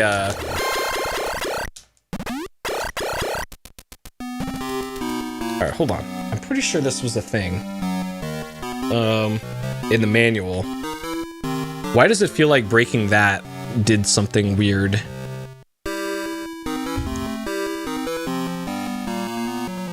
Yumi? What, was that a wall fire? Maybe that was a wall fire. Proximity? Huh. My headphones keep getting caught on this stupid shock mount. Alright. This is why I prefer headset mics. Acid Rain, well, give it a few years. We'll get that. We'll get that.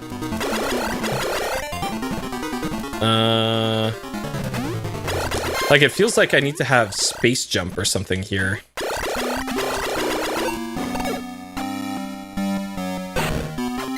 Maybe it's, missiles? So it's making the same sound regardless.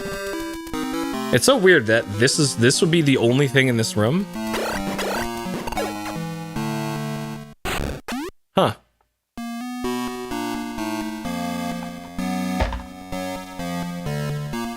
So according to my map, I have been literally everywhere that is available to me. Like, maybe I gotta go back to this room with this carcass? Now that I beat the other ones, and then maybe another Metroid spawns in there, and I defeat that one, because there haven't been any other Metroids that I've fought. So I guess I'm backtracking. Looks most likely here.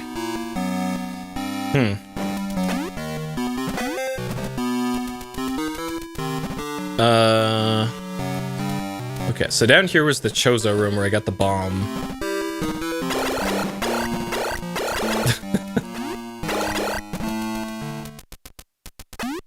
Is this Robo RP going on here?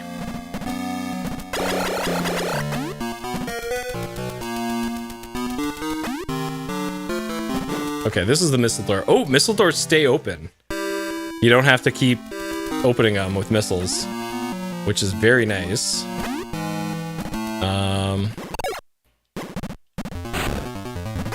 Okay.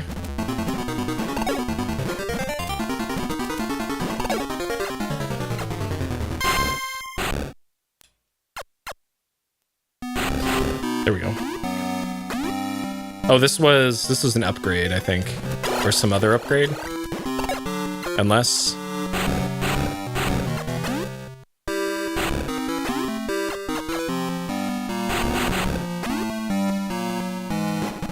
Oh god, yeah. Like, I continue to be very glad I did not pursue a career with Meta and Facebook. I already was very leery about, you know, all the literal genocides and all the shit that Facebook got up to. Like, I've never liked Facebook. And then, like, seeing... To be fair, they are throwing a lot of money to VR, like, people who know how to work with VR over there. So that certainly was tempting, but it would go completely against my personal ethics to be a part of that. So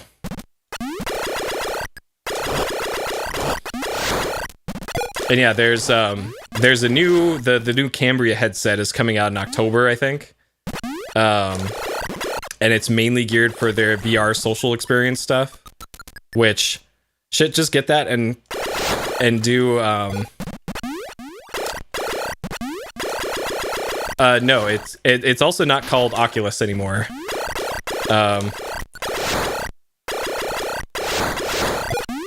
You actually don't need a Facebook account to use like Oculus Quest anymore, but it's not Oculus anymore, it's Meta now.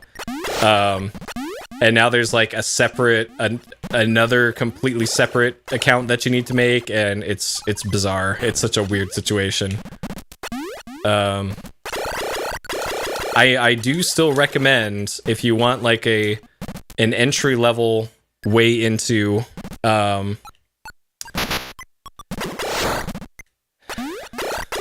nice. Good old Finland.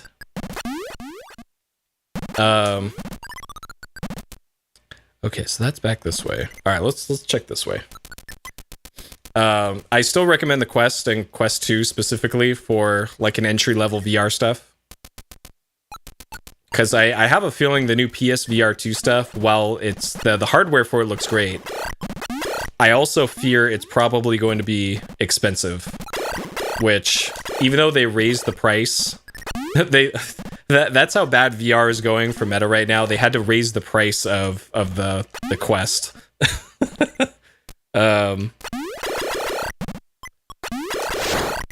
But even at the higher price, I would still recommend it as like the best, cheapest way to get into VR.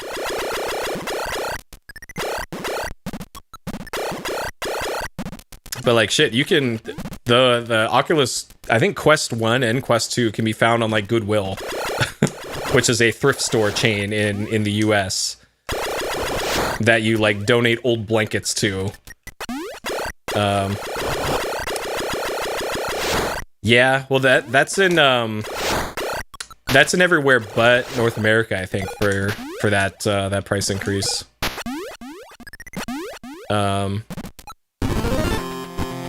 Okay, the music is back.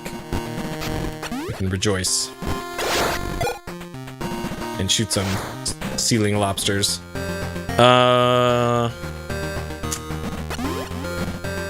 Okay, so this down here. This is still here. So...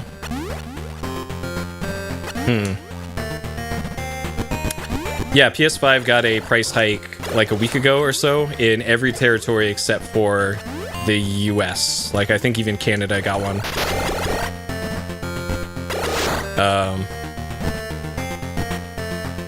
I think it's like a 5% hike. And I'll point out, if you are looking for one and you're trying to decide between the one with the disc drive, $20, yeah, that sounds about right. Actually, there is a lot to play on one with the new PS Plus Extra. Shit, there's like 10 PS5 exclusives just on there. So my point is, I have a PS5 with the disc drive on it. I've used the disc drive precisely twice out of the like maybe 30 games that I played on it, and those were for playing PS4 games on disc that I already had.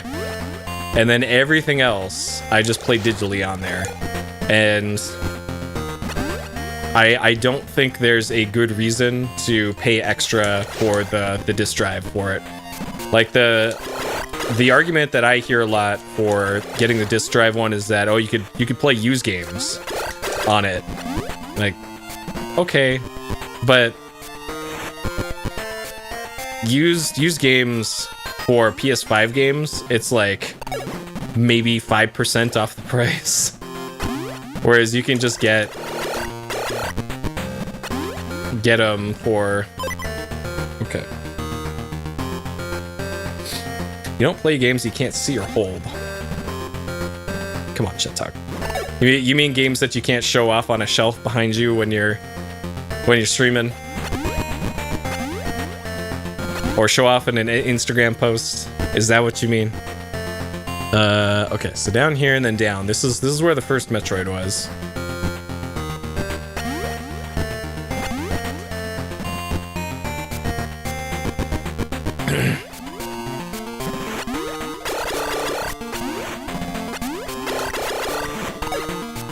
Ah, this is new. Is this just a shortcut? This is just a shortcut. Okay. Alright. Cool.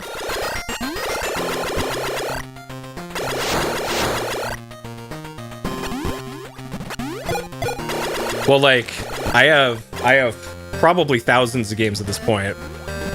And I guess I do have that problem with, like, Steam games and PC digital downloads of like, do I own this game? And I gotta go double check that I have it before I buy it on sale or something. But I find I don't have that problem with console stuff.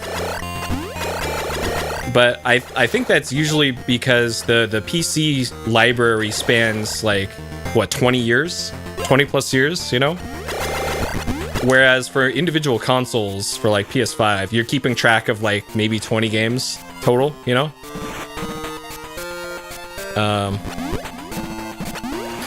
Yeah, there's always piracy. That is always an option. And sometimes it's the only option for a lot of stuff. Okay, so this is back here. But the presence of a disc drive unlikely to affect like piracy, you know? Okay, so I can't go through there either. Yeah, manuals are nice, but modern games, if a modern game requires a manual for you to play it, besides like La Milana, then I think that the developer is probably screwed up. If it's for like a retro style game, well, hey, don't you forget the manual for Zork tells you to make a copy of your disc as the first thing that you do when you get your copy of Zork. So there was a glorious time when developers actively encouraged you to copy that floppy. I'm not sure where to look here. I guess I'm going back to the ship, because that's kind of the only other thing I can think of.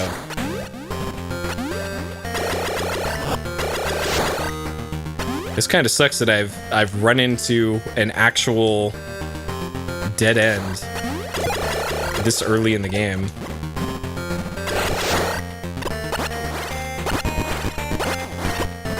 Okay.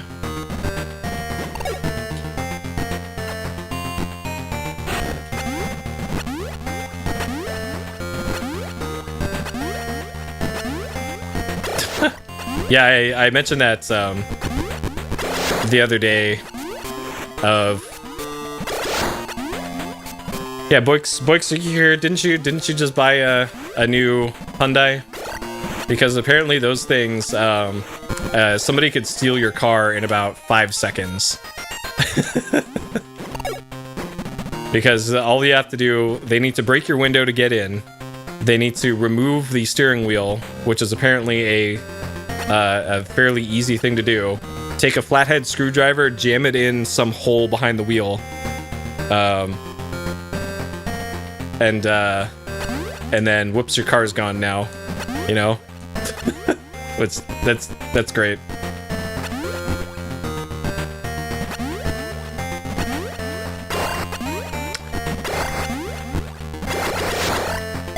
Yeah.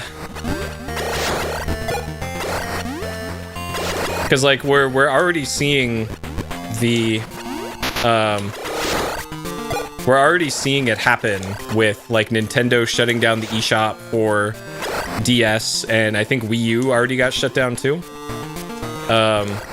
So for that system, even though that has digital downloads, the only guaranteed way forward is piracy, or you already had the eShop download still on your hard drive, you know? Yeah, Hyundais are nice.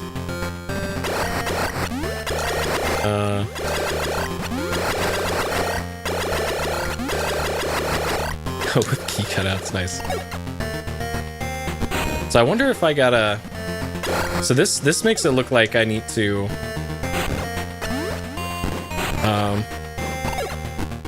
Oh, Wii U is still up? Okay.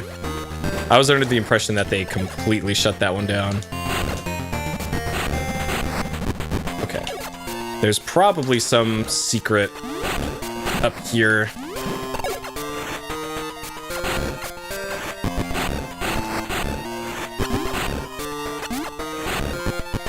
Well, as cool as the redemption of Hyundai is, they keep making really cool concept cars like that 80s sedan thing that they're apparently not ever gonna sell, and it's just the biggest travesty. It's like this cool cyberpunk electric executive sedan thing that just looks so cool, but they have no plans to produce it. Okay. So my only thought here is like maybe there's some bombable wall here.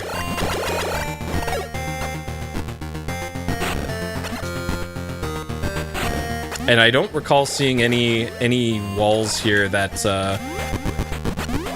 looked particularly bombable.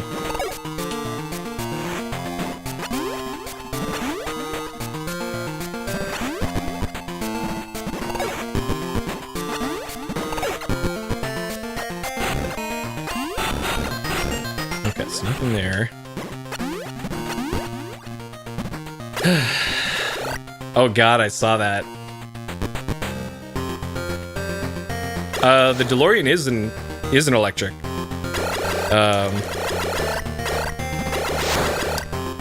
Break the poison vines earlier? I was, yeah. I guess that is technically a hint, but I will take that at this point, because I'm back at the start here, and I don't think there's anything else, anywhere else to go. Yeah, is it the one with VTOL VR? Because VTOL VR is incredible. Okay, so this doesn't do anything.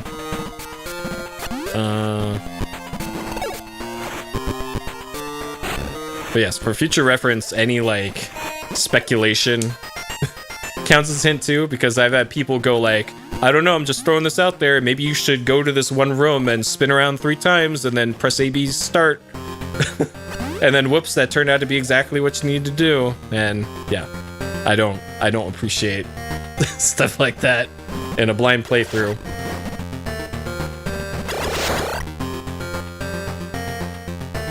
Yeah, VTOL VR is great because it's nope,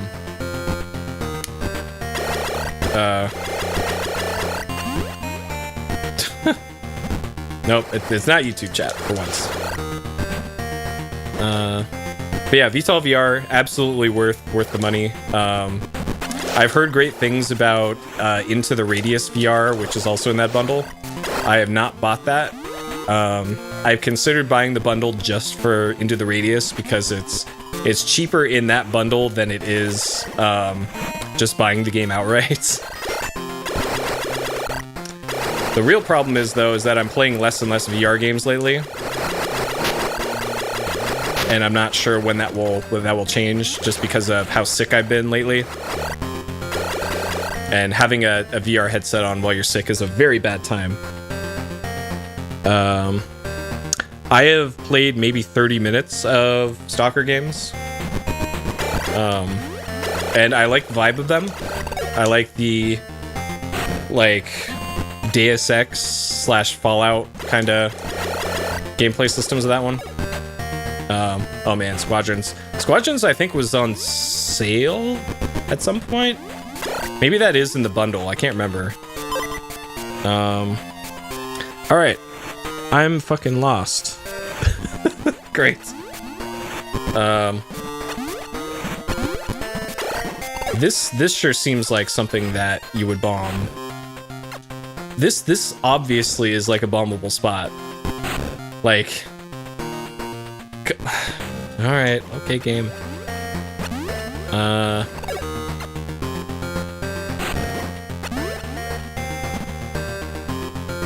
Yeah, you have to fire up a Discord server for, hey, does anybody want to play Squadrons with me? Set up a pug.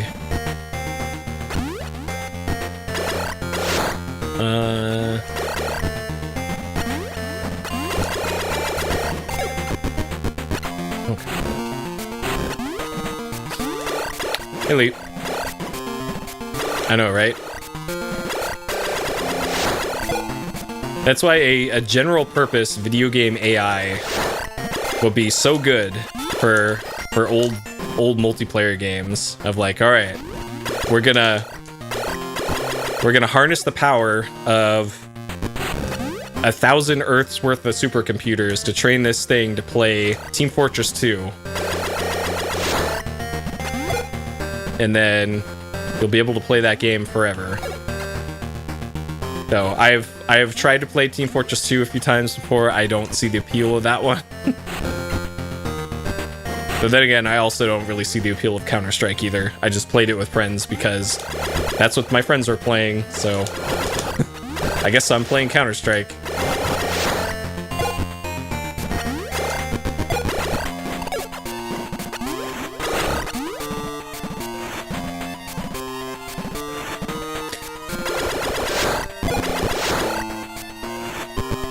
For cheating, yeah. No, those are always pretty easy to spot. When I was, I briefly worked as a GM for EverQuest 2 at Sony. This would have been 13 years ago. We actually didn't get that many reports of hey, there's a bot here farming. But they always moved exactly the same. They never responded to chat. Whenever you send them a tell. So it's all right, this is a bot. Kick them. Ban the account. If somebody complains, then they need to prove their humanity. Okay, so there's definitely something down there. Yeah, that's true. Yeah, EverQuest 2 is still a computer. Even to this day, it still stresses computers. So this stuff, this room seems to be the only feasible way forward, but it's in the lava. So it almost feels like... All right, down we go.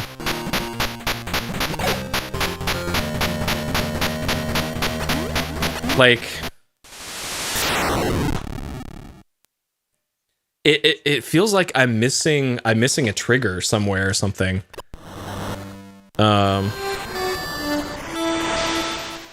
Because there's definitely been a Metroid that I missed somewhere.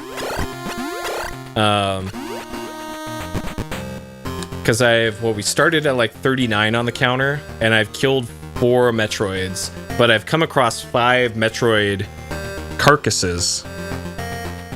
1, 2, 3, 4. That one. Huh, okay, maybe I have gotten all of them.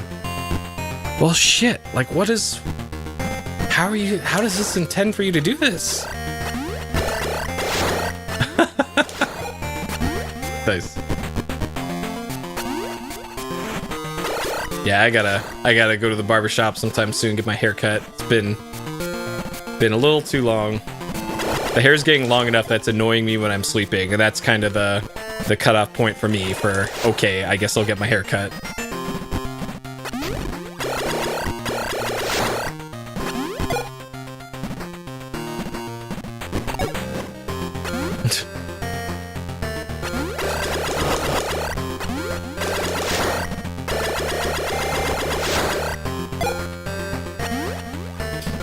Two and a half years, nice.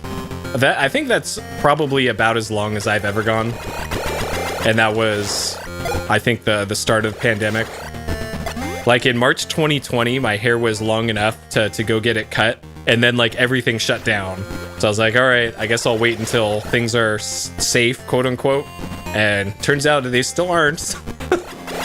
But at some point, I did get a haircut in like, I think late 2021. Oh, nice.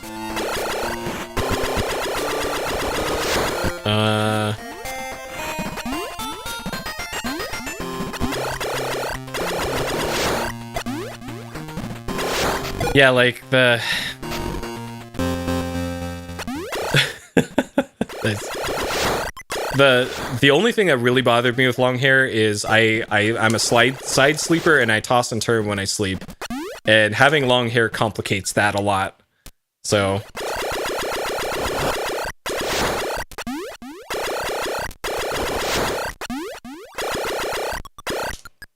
Nice. Where is this?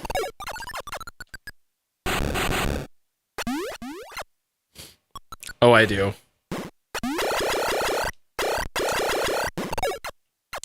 Yeah, I suppose so. Being in that field.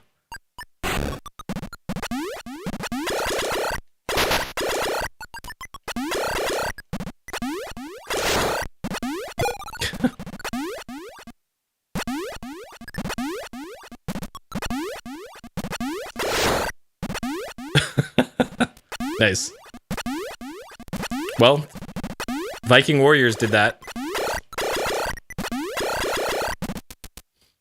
Though you need to grow a very long beard and braid that too to complete the look. Like Techno Viking. So this room also feels like there should be something here. I think there's a save point literally right next to here. Yeah, you could be a Skyrim character. Yeah, that's true. But a braid will also make the hair thicker. Like it'll be just one big piece of hair instead of a bunch of smaller pieces of hair. And then like rolling over onto that, you're gonna like strain your neck. You know? Dude, I'm so fucking lost.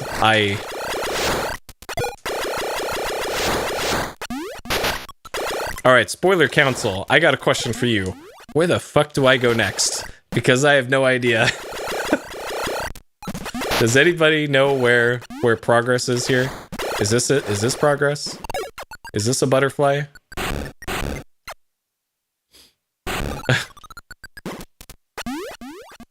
isn't that.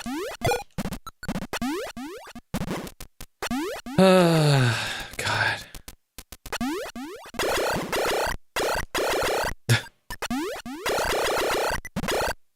Oh god. Nobody in Spoiler Council has played Metroid 2 Return to Samus. So, you guys were literally talking about how you raced an AM2R. Come on. Because I don't see anything that looks like... somewhere else to go. Shit.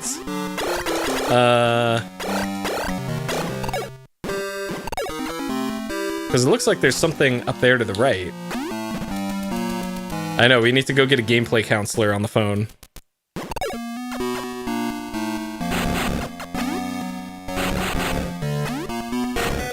Oh, great. Cool. Because The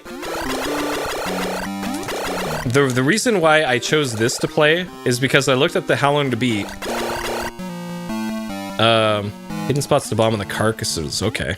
Alright, well that is a fantastic place to start looking then. Okay. Thank you, LCC. I appreciate it. Cause yeah, I think I got bamboozled again by How Long to Beat. It happened again. They got me again. Twice in a row.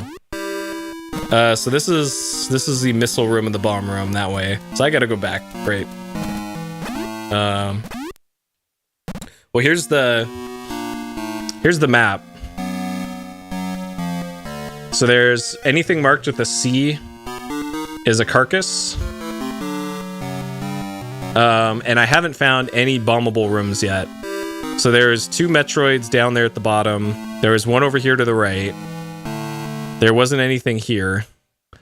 So I'm gonna head to these carcass rooms to go see if there's anything over there.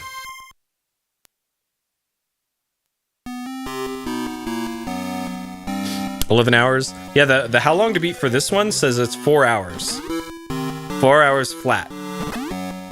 And like a rushed playthrough is like 3 hours, and a casual slow playthrough is like 5, I think is what it said.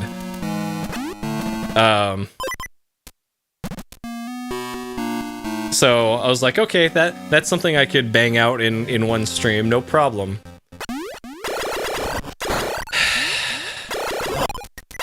Usually the How Long to Beat has been pretty accurate so far.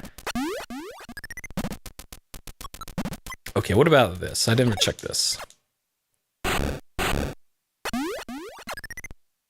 Like, Metroid 1 took 6 hours, I think, for me. So for a Game Boy version of it, I figured maybe that checks out. But it seems that is not the case. The face on the wall, I did not. I am heading in that direction, though. I looked for a hidden passage. I didn't see one. So, I guess we will see. So this room. That should be it, okay. Because, like, this room, there's a carcass here, but there isn't a corresponding Metroid here. Like, maybe if you bomb these things, that does something? Okay. Yeah, because I blew up the thing on the wall, and then there was nothing else in there. So I just assumed, oh, this is just an empty room, or something changes, because of the way that this game works with how the earthquake mechanic works.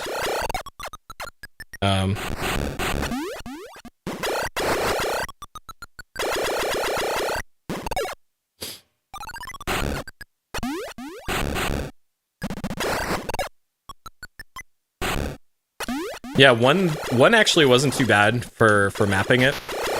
My issue with 1 was every room looked the same, or looked very similar for that playthrough.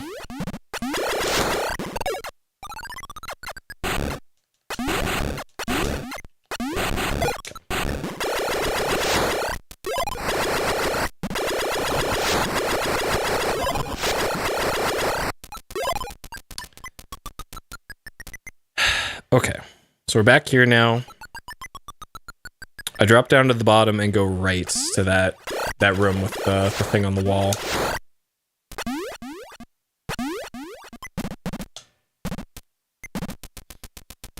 Okay.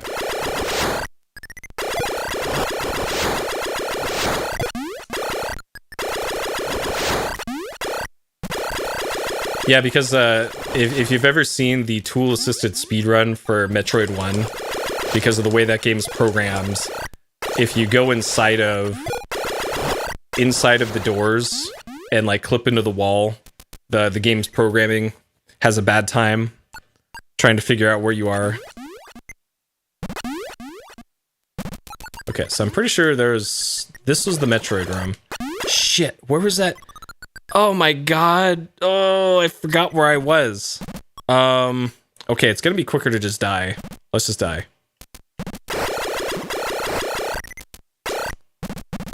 Okay. Let's efficiently die.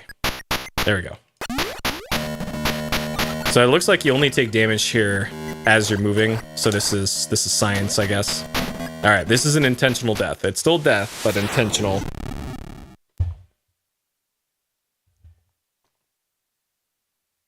Alright.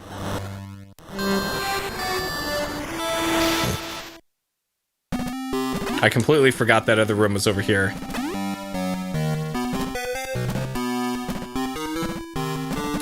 They're in-game. Oh. So this says LO1 now. I'm still not sure what the deal is with that. So this thing, I killed this, and then I'm pretty sure I tried.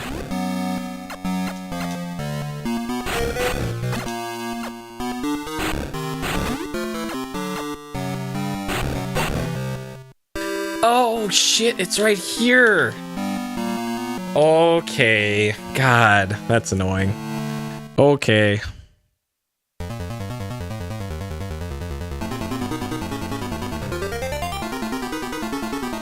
Okay. Notating that. Alright. Great. Wait, this is just for an E-tank. Is this... Alright. I know, right? But then again, that is par for the course for Metroid 1. There was like required hidden stuff in 1, so yeah, at least we got something out of it. Okay.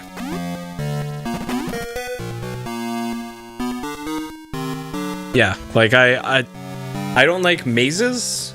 I don't like rooms that you can't see where you're going, and I don't like intentionally hitting walls that hide important things. So, pretty much everything in Dark Souls, it turns out. Pretty much Dark Souls did that. Okay, so we get vertical room with those things. Okay, so this goes at least up. Up and down. Okay, let's go up. Progress. I know, right? That's pretty much arena.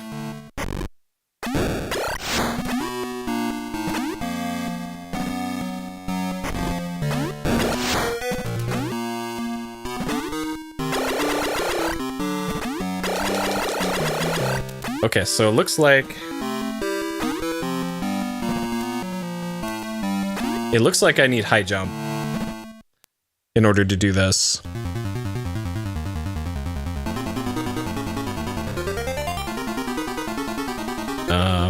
Okay.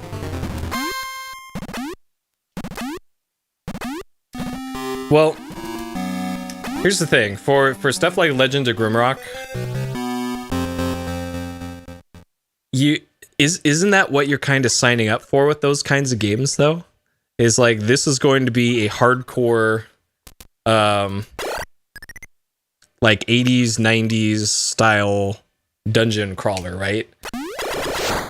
And there's certain things that come along with that, like hidden switches and bullshit, right?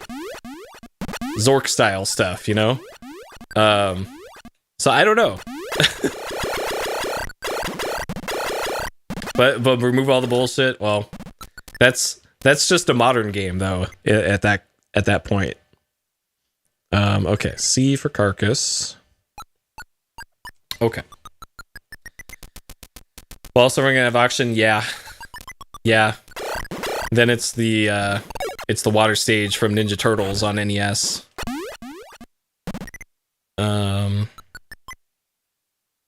Okay. This room. I really wish the music would come back. At some. Oh god. Oh god. Okay. So there's a pitfall here, I guess. And I can't get back up easily. Can I go this? I can go this way. I don't like having bombable paths here, not at like the ends of these things, or like having obvious sprites for what is breakable by bombs. Okay, this is a health restore. Oh no, spider ball. Okay, so we can climb walls with our ball now. All right, we're now a spooter. Cool. All right, so if we go up against a wall, and then how the fuck does this work? Oh, okay, you have to. Oh, okay. So this is how spider ball works. So standing, press down for crouching, down for ball, and then down again for spider ball. and then we're in spider ball mode. And then I'm assuming if I press up here, no, you gotta press A. Okay, A takes you out of spider ball mode. Okay. Alright, and then that's... Okay, and I can place bombs in spider ball mode. Okay. Alright, that explains why that's there. Okay. And I'm assuming that's probably a dead end down at the bottom. Okay, well this is convenient. This means there's less trial and error with breakable walls, probably. Because now you can just do this and be like, oh, there's something here. Or not. Okay. Neat. Okay, so that's probably a dead end there. Okay, cool. And I wonder if, like, going up there is intended.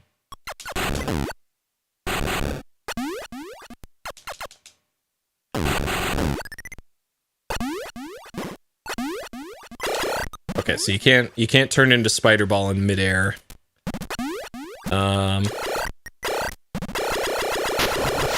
Okay. But I can climb up this now that I have spider ball. Okay. So this negates having to get high jump now, because I could just spider ball.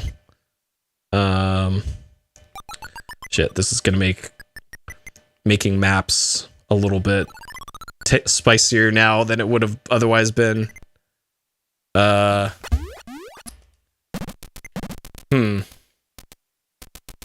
like up here, if there's something up here, then high jump or space jump would be how you get up there, but I can't spider ball up there because that's all you can do here.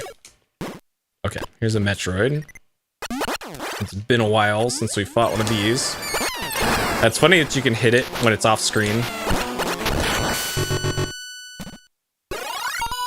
Alright, Metroid down. Got him. Okay. There's an earthquake. Okay. So something somewhere happened.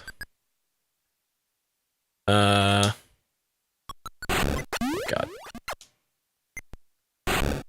Oh.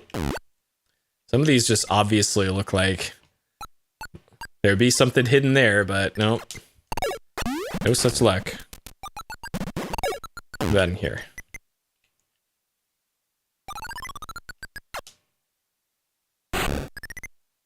Nope. Okay. Okay. I'm gonna assume that's a dead end then. So, I haven't fully explored some of these other parts here, so I don't even know if I'd be able to tell if something has changed elsewhere. So this all looks the same. I can't climb up there with Spider Ball.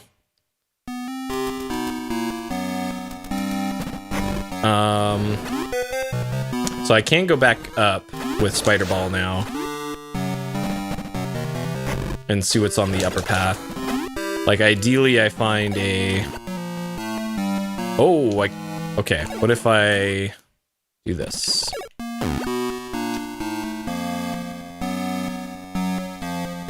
Okay. Alright, so we don't need high jump for this, we could just do that. Yo, missile upgrade.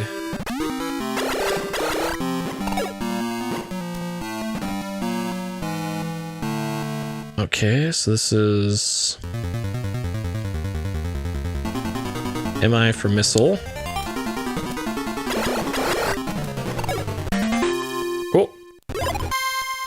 Okay, 5 more missiles. So far, all of those haven't been hidden at all.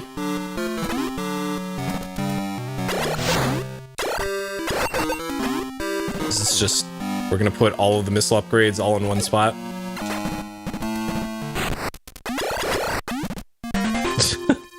So I guess it was like that in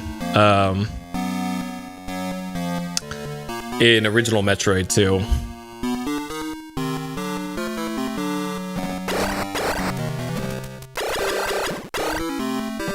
So according to my map, there shouldn't be anything really to the left of here, unless, like, my map is got some issues, which entirely possible. I hope that's not the case, but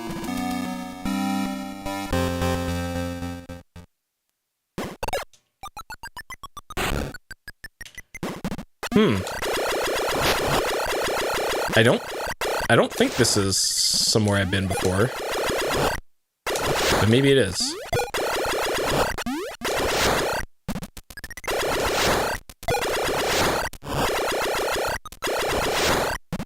This might be above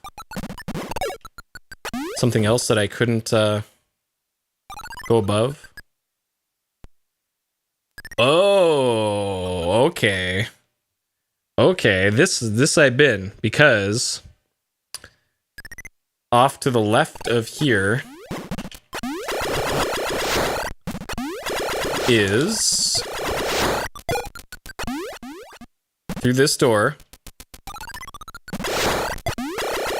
or not. Oh no, I may have made a horrible mistake.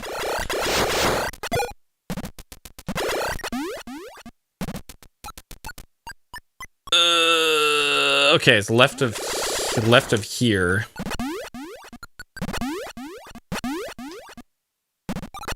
I think I recognize this. Yeah, right here? Right here. Yeah, there's this room.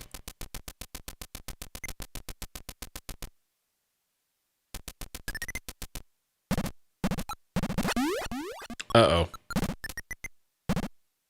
Where am I? Where am I? Oh no.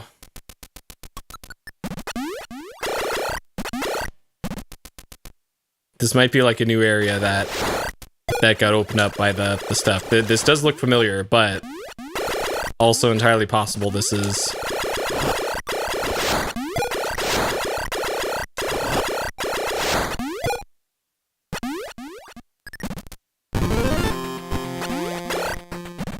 Yeah, there's this room.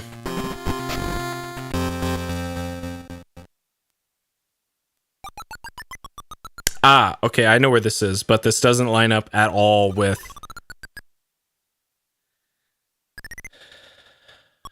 where everything else was. Because yeah, if I keep going left here and then climb up.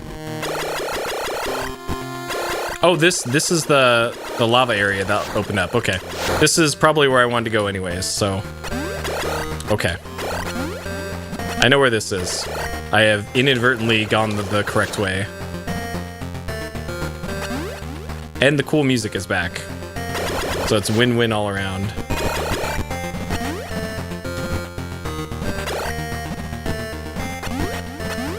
But the other issue is I don't know where this is on the map.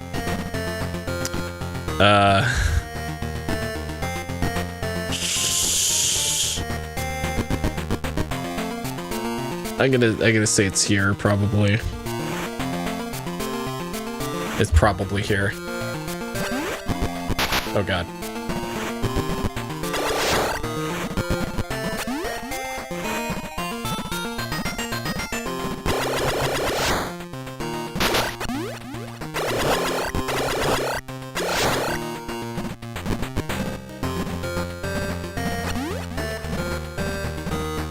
Okay, so lots of spots to use the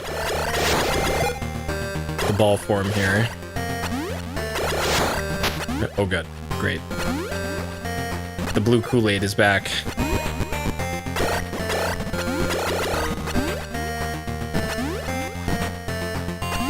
Okay, so we got a Metroid carcass here. I want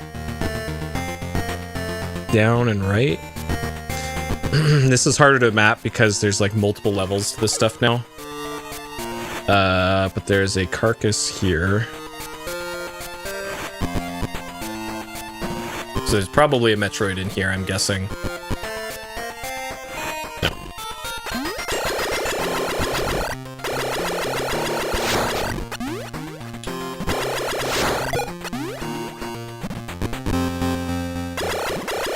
Okay, these things are back. So those things I think were enemies in the original Metroid. What is that sound? That's supposed to be like birds chirping.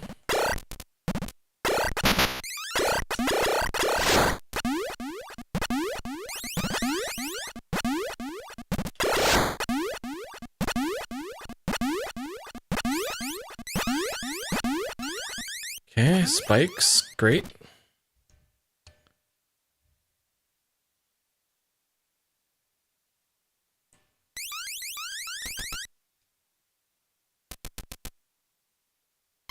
Oh, it's my favorite enemies in the game.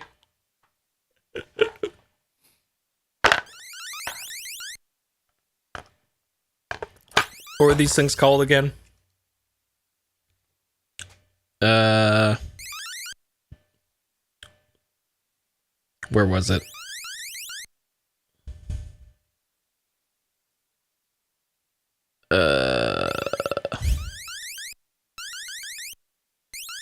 We're getting pretty far into the enemy list here. There it is. Yeah, Septog.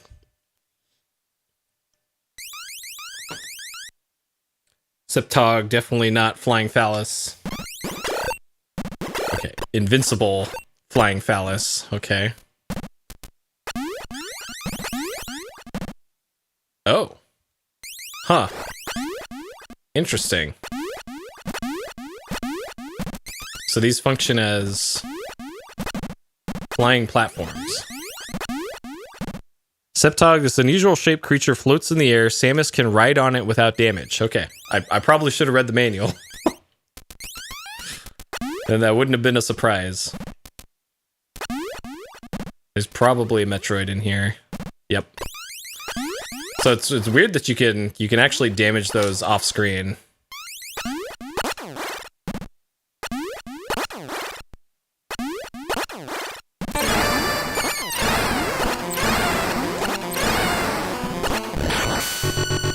Okay, got him.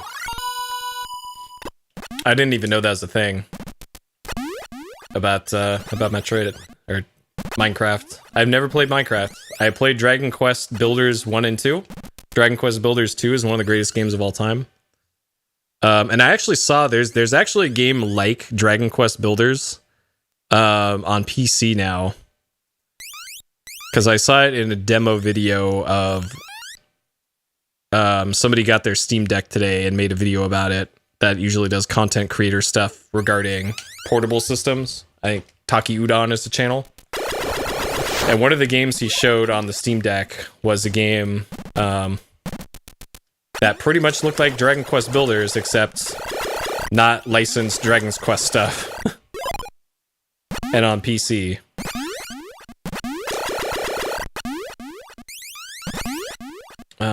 Okay, so I can probably spider ball up here. Okay.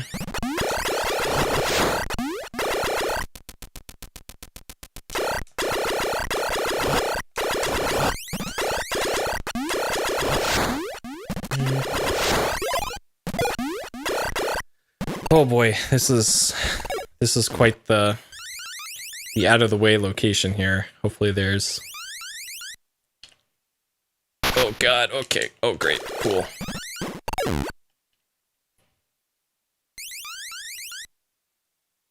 Okay, get in there. Okay. Ah, haha. Cool.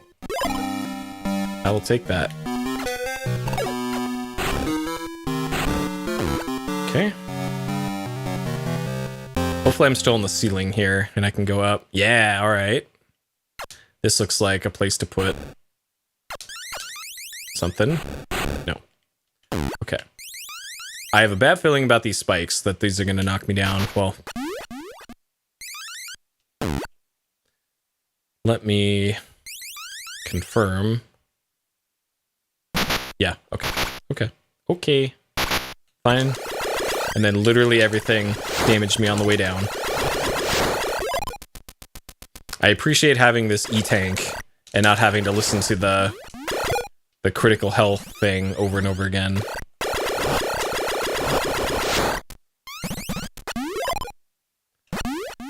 Okay, so we already went up and got the secret here.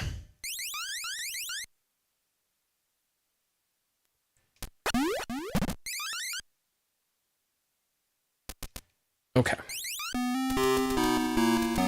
Ah, save room. Cool. It has been a while since we've had a save room. So my fear is that when I was kind of wandering around aimlessly after getting the spider ball, that I maybe missed a Metroid back there. So I'm gonna make a note of that. Maybe missed Metroid near spider ball. Okay. Alright, just in case. So we still haven't come across the next, like, upgraded form of the Metroids yet. And based off of the manual and how many Metroids I've killed so far, we're probably going to start running into the higher level ones here pretty soon.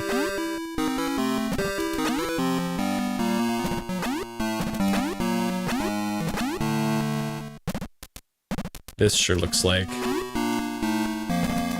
somewhere I could take the ball down. Alright, I think that's the Peepo.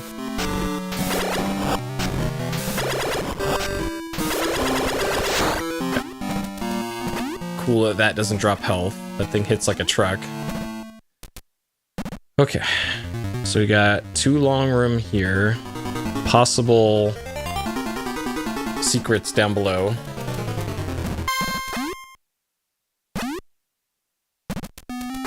Another save room?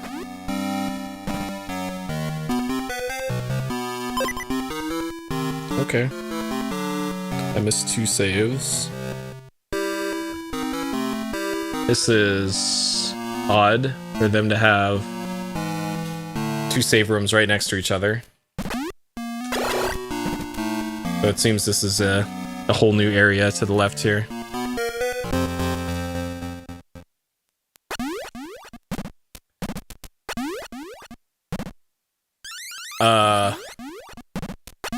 This is back here. What? Is this where I've already been? Okay, no, this is not. This is just the same tile set as somewhere I've been. Okay, can't go up there. So there's an exit left. There is...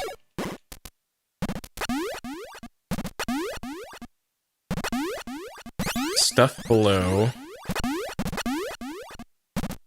So it looks like I need to advance the plot a little bit here before going further that way.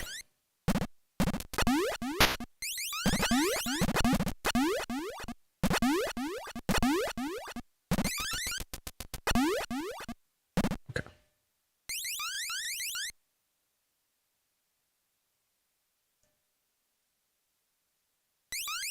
Okay, so I could technically... I could climb up the right wall here with the spider ball. Because this is a different area.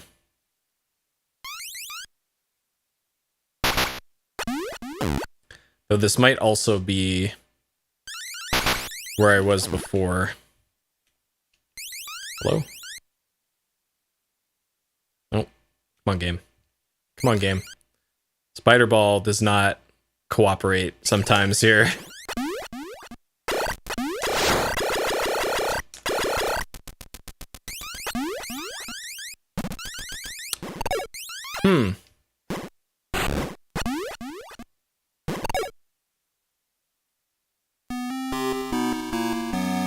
Is this where the missile upgrades were? Oh shit. Okay, so this is actually a required thing here, I think.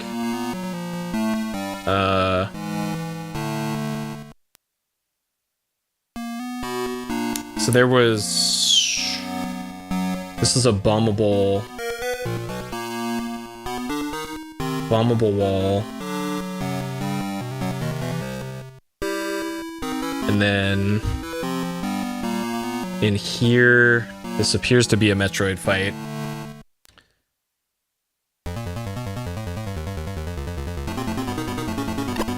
Okay.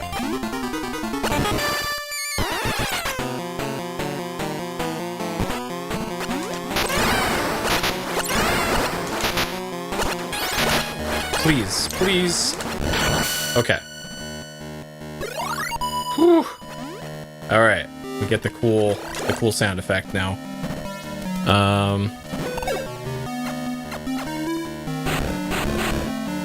Okay.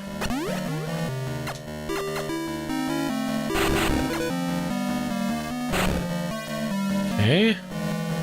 Oh, this is on the other side of where that the missile upgrade was. Okay, and this is a tube that goes down. Is this the missile upgrade room? Where the fuck is this?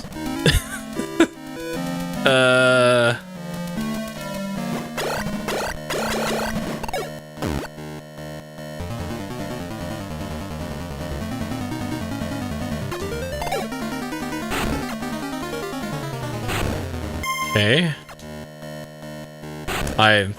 My map is pretty useless right now.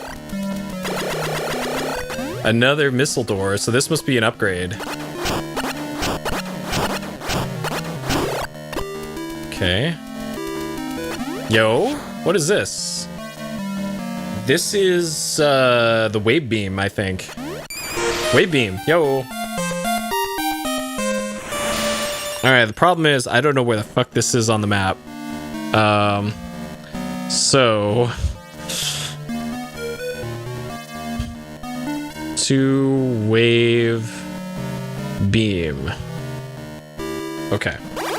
Alright, there's our wave beam. So if I remember correctly, in Metroid 1, the wave beam was the highest damage output weapon. But according to the manual for this, it's the spazer is, because it's like 3 beams stacked on top of each other. But at least our damage output should be a little higher now.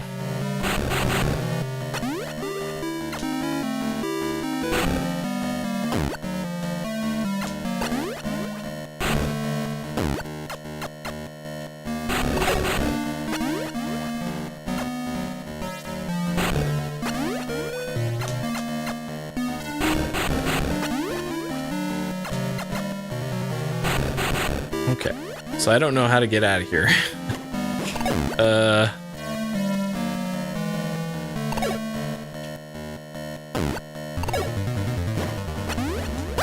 Guess I'm going back this way. Okay, well that does significantly more damage than the other thing did.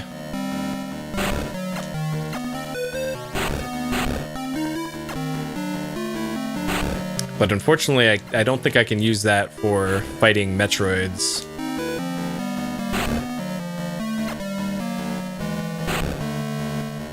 Actually, I wonder if I bomb here.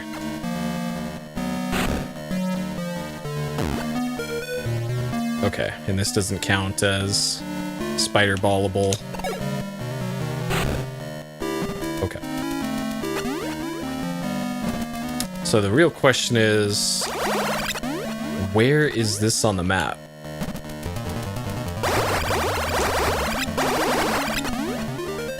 Okay.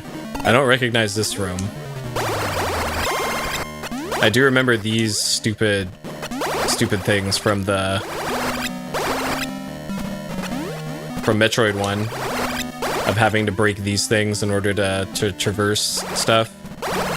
But I guess that's less of an issue in this because I have the spider ball. Oh, that shoots through walls too. Okay, so this is a different missile room. Okay, so to get that one, I have to jump up here, spider ball. I need to press the right button. No. Okay, wrong button.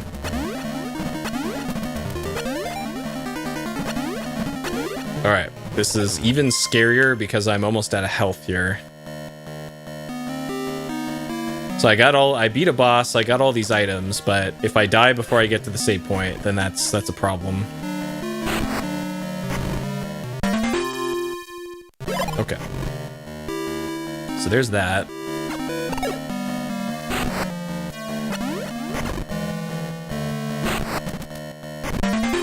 Okay. Got him.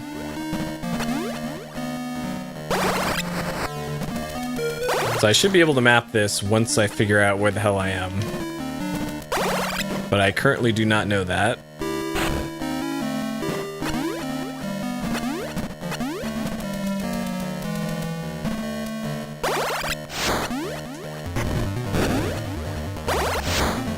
Oh god. Yeah, I have no idea where I am right now.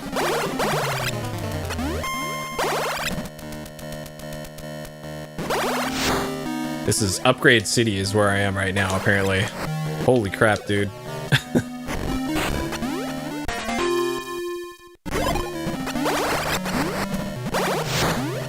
There's more missile upgrades here than the rest of Metroid 1 combined. Okay, so there's an E-tank here. So this continues to be a problem because I don't know how to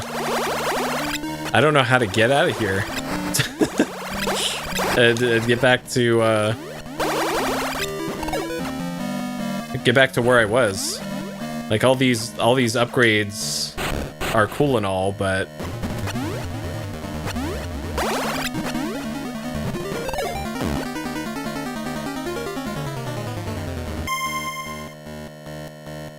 yeah, nothing doing there.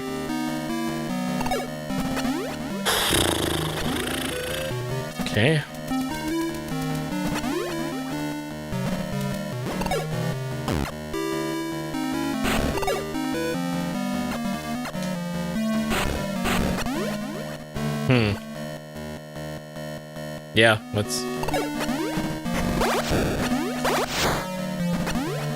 Yep. It's the same story as Zork, as it turns out.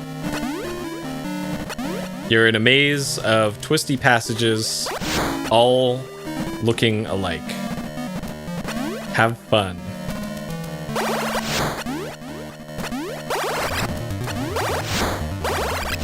So, still superior to Metroid 1 and the garish color palette that every room had in that game. So it could be worse.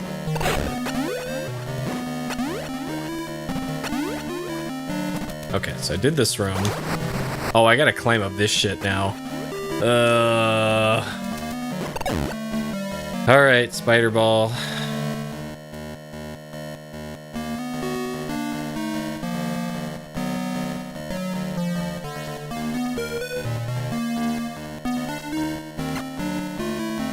Spider Ball, please. Oh my god.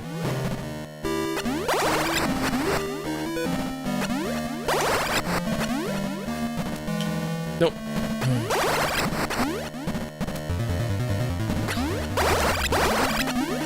Alright, the wave beam is making this a little harder than it should be here.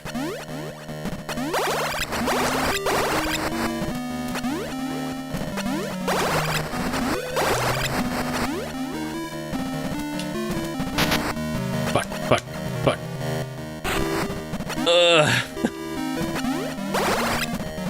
Like, I could just...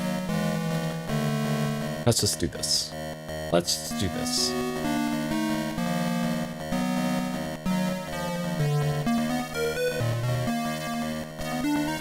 Because it sure looked like there was something off to the right.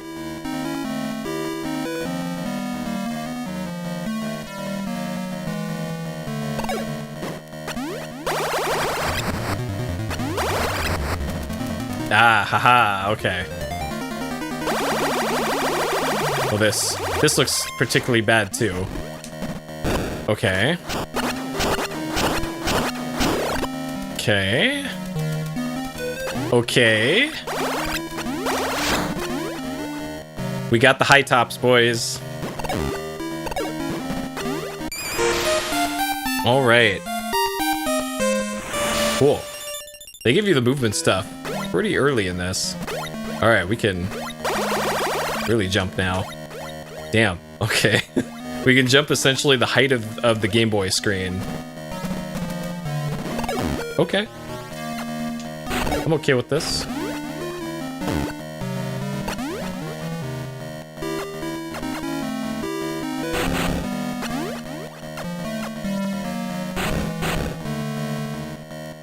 Alright, and then usually there's nothing in these rooms. Well, okay, besides this.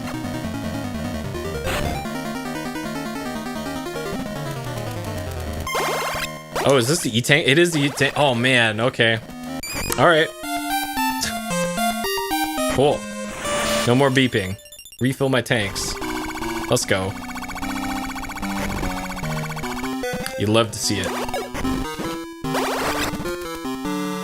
Okay. Alright. So now we have all the upgrades that I think I've seen.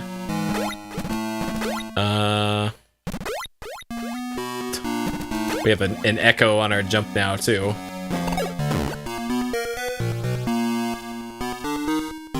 Okay.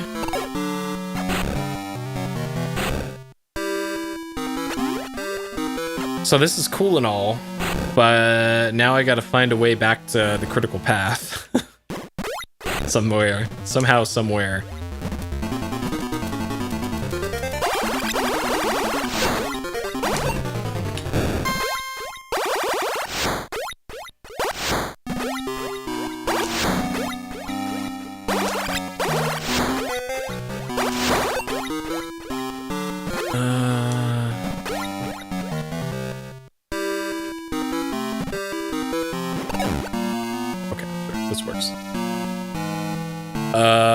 So yeah, the high jump.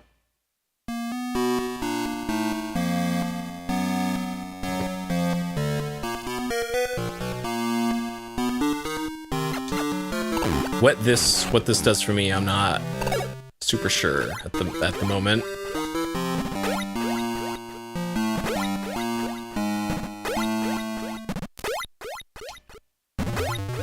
Like, all right, we can traverse this now much easier.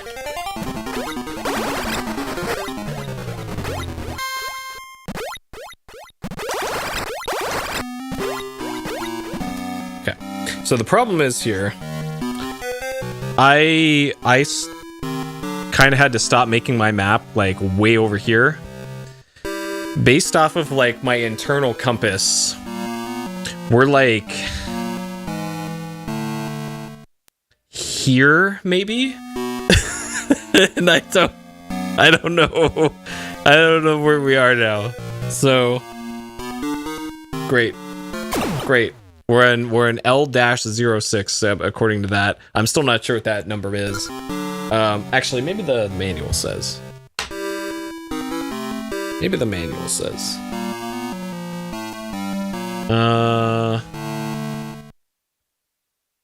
Because that was on the status screen. Reading the on-screen display. Metroid detector, number of Metroids. This detector also shows other information about Metroids. Like, maybe that's what happens when you press pause. Is that changes to the quote-unquote other information about Metroids. What L-06 means, I don't know. Like, maybe that's the location of the nearest Metroid. It's like 6 screens away from you or something, maybe. Might be like how they notate it. Oh, I can go back up this way now that I can high jump. Maybe that's the point of all this.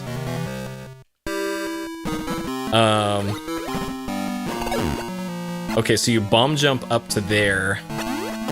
Well, that doesn't quite work. I'm not sure if that's intended.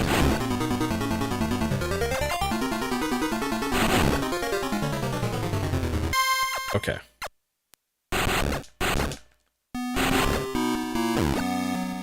And then, yeah, okay. I'm not sure if this is intended, but... Oh god, okay, let me go check to the left first before I commit to this.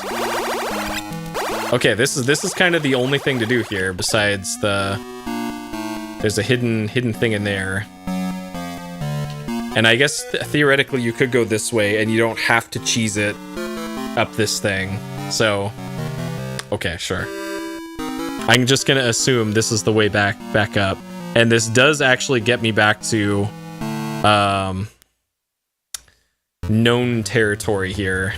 Because this is behind one of the other Metroids. Yeah, this one. So this, I know where this is, and I know that there is a save point again, not too far from here. So does high jump get me anything here? No.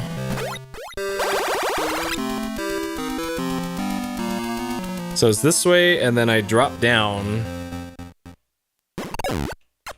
I also suspect that there is yeah, maybe something up there. So if you respawn this rock and then go up here, that there might be something up here too.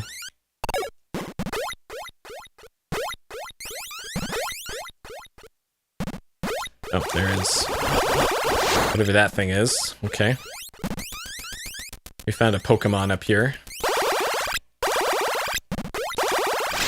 Okay. So these used to take like 8 hits to kill.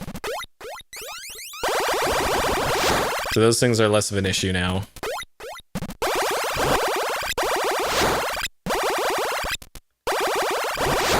So this is probably back the way that I came, somewhere else. So this might be something. Okay. What's off to the right then?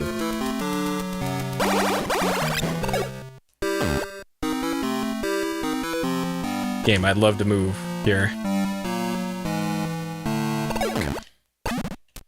Okay.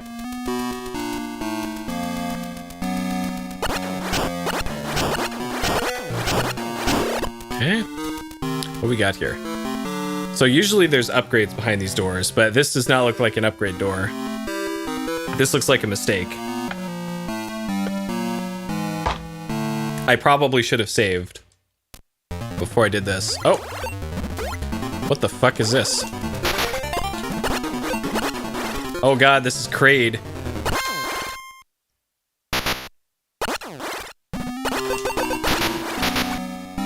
Alright.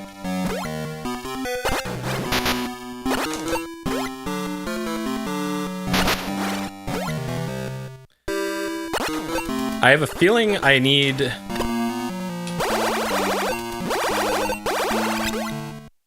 a different weapon in order to fight that thing. I strongly suspect.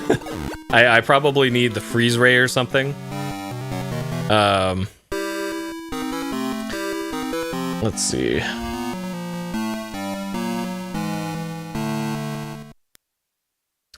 It will roll up its body like an armadillo, then rush at Samus. I think that's what that thing was. And it wasn't, yeah, that wasn't a Metroid. That was just a regular ass enemy, I guess. So I'm not sure if that was a boss or if that was like a trap or something for the player. I don't know. Either way, I still want to go save. Oh my god, this thing is going to be in the way for me to get up here, isn't it? Okay.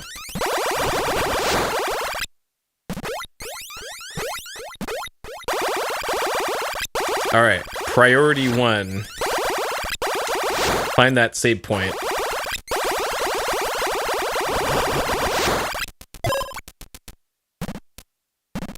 Okay, so that was way at the bottom here.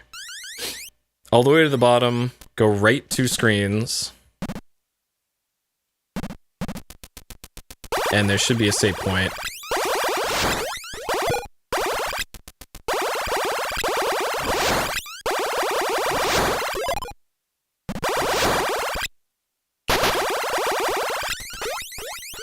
Okay, right from here. So we haven't had an earthquake in the game in a bit. Okay. Good. That's it.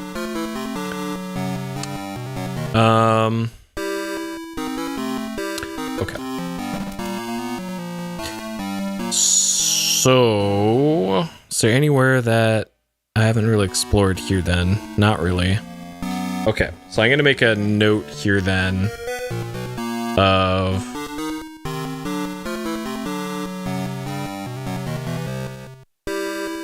pit to boss? Question mark. Okay. All right, onward. So we can keep going left here.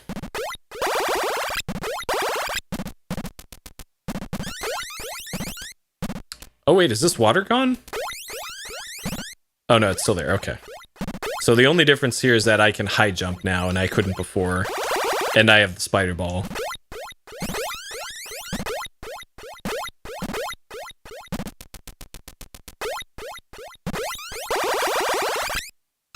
Okay, can't go up there. Okay. Haven't been here. So we got big vertical screen. We got an exit on the right side, right at the top. Okay.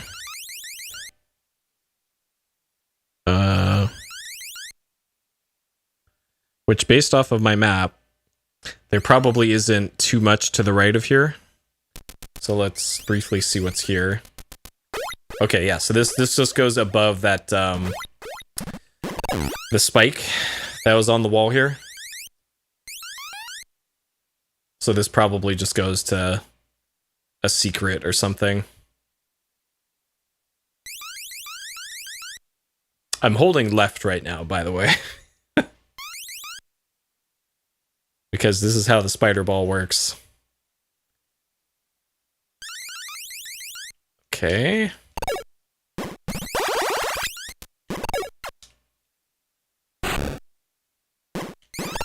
Sure. I hate that they put those openings in the wall there, where it's like it's obvious that there should be something there. Okay, so this goes above that. Okay, so this is another one of those, and then there's a room to the left.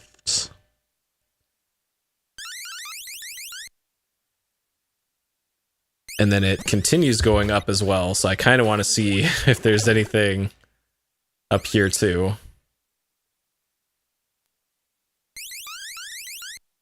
No. Okay. Can't go there. Okay. Alright, what we got here? I have a feeling this is just upgrades. Oh, it's another carcass. Okay. Sure.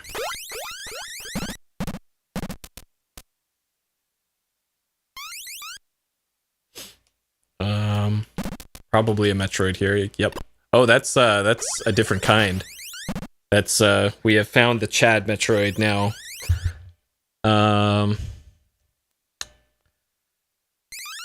So this is I think that's the Gamma Metroid.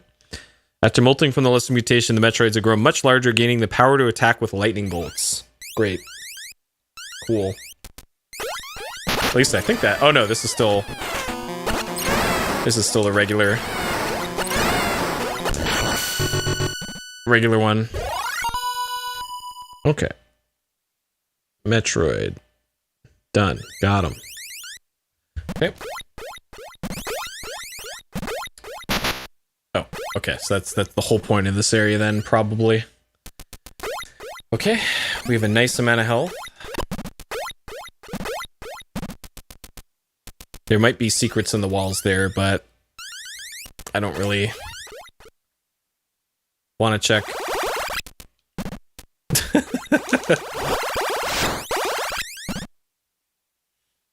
Okay, so how do I get back?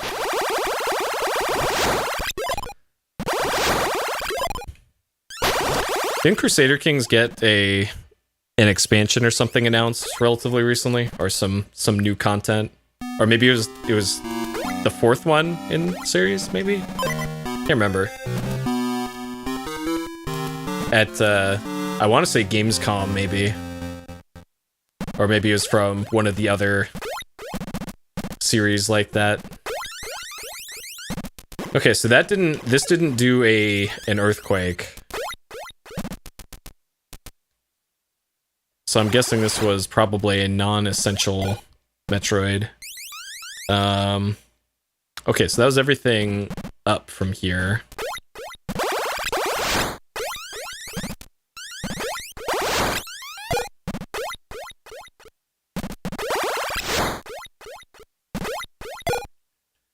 Okay.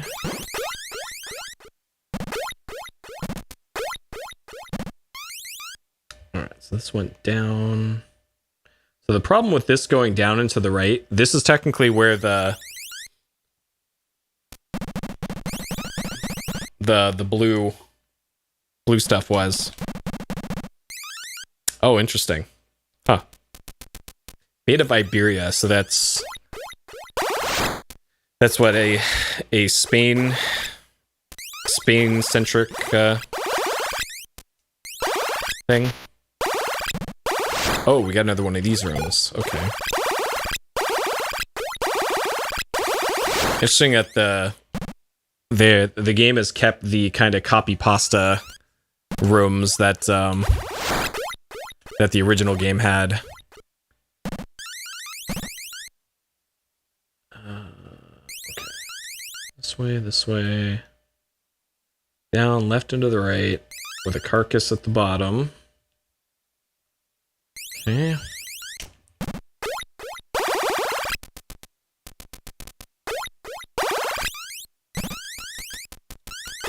And I'm assuming there's a Metroid in here, because that's how every other room like this has been like. No, there's no Metroid in here. I'll be damned. They threw me a curveball and didn't do the same thing like 6 times in a row. Only 5 times in a row. Those sneaky game developers. Oh, unless the Metroid's in here, that would be a real... Yep. Oh shit! It's big boy. Okay. So this can shoot lightning, but it looks like it's close range lightning. So based off of what the manual said, it sounded like it would be able to shoot bolts like projectiles, but it's more like a short range attack. Got it. All right. Chad Metroid defeated. Okay.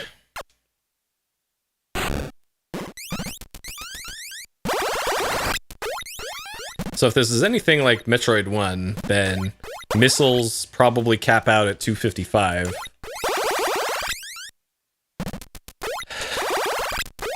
And there's only room on the screen for 5 E-tanks, it looks like, unless it switches over to numbers at some point. So based off of that, I think I'm a fair bit into like upgrades at this point. Okay, is this going to be another Chad Metroid? And I bet after I beat this one, like probably once you get to 29 Metroids defeated, it probably does the earthquake. I'm guessing.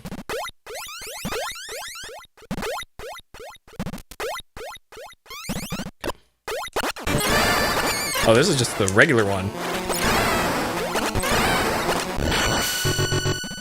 Okay. 29, and then earthquake.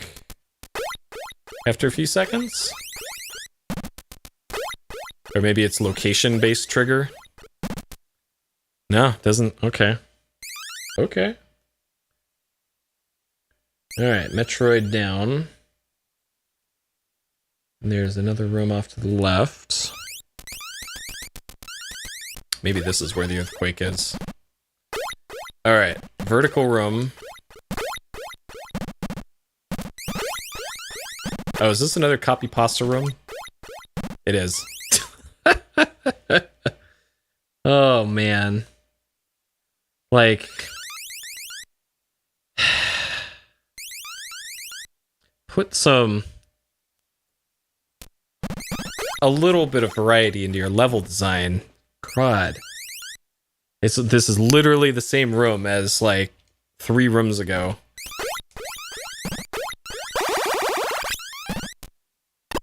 Okay. Oh. Ooh. Ooh, I see. Okay, so this I'll call the sand room. Well, here's the change in level design. Luckily, our wave beam can give this the business fairly easily.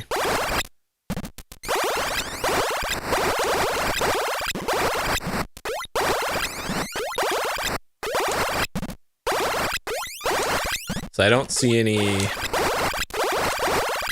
hidden things around here. I do like this, like the changeable level geometry here. Okay. Oh, we got a Metroid room again. I haven't come across one of those heal/missile stations in a while. Okay. 2, we got a carcass here.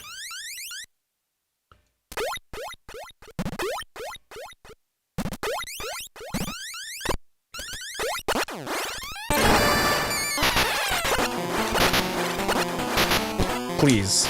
Please. Okay. God. Alright. Metroid. Defeated. Alright, still no earthquake. My health is getting a little low. I know, right? Is this another fucking Metroid room?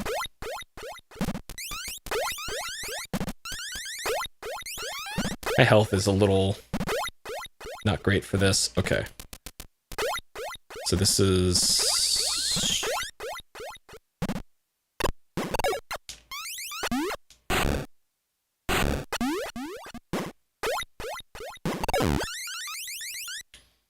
Alright, spider ball. Well, they could put them in rooms that aren't identical. Like, enemy variety is one thing, room variety is another thing. And, like, I guess they only got so much memory to work with the good old Game Boy. And got cartridge sizes and bill of materials and all that to worry about. But still.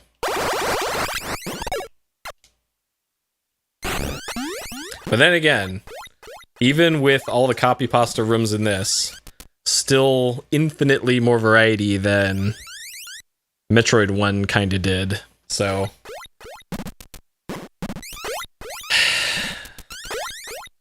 I guess it makes it a little bit more understandable and palatable. And plus having, like, this game feels larger than Metroid 1 did, and this is on a portable system.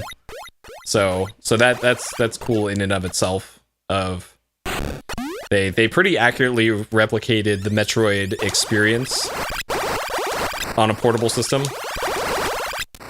Which, like, I'm not sure if Mario and the 6 Golden Coins, or Mario Land 2, 6 Golden Coins had come out yet by the time this came out.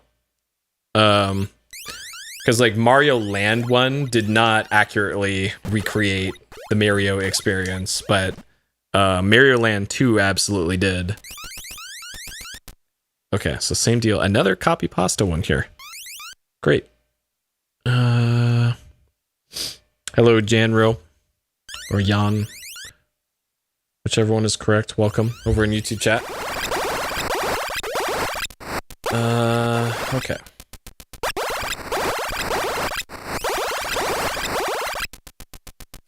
This one is more screens, and there is a Metroid here. Interesting. Oh, it's a Giga Chad Metroid, too.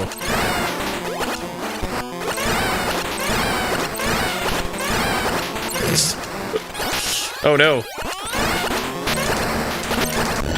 Okay. Okay, that got a little close there.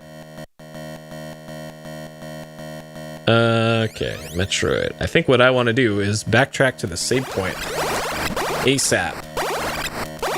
Unless there is one nearby or a health restore nearby or something.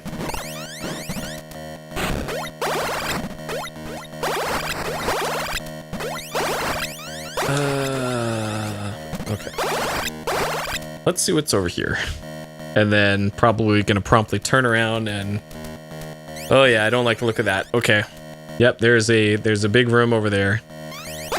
Okay, I'm gonna go save the game. And I should probably save the game and then take a death, just to get all my stuff back. Because the game lets you do that, so... Why not, right? Though, now that I think about it, the manual did mention there were multiple endings based off of some criteria. What that criteria is, I don't know. Like, maybe because this is a portable system, maybe it keeps track of how many times you died. So I'm at L01. I still don't know what that even means.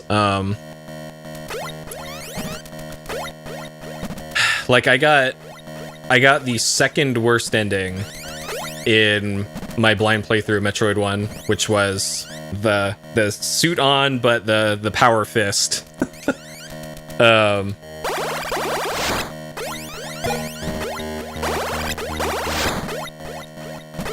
Because it took me so long to beat.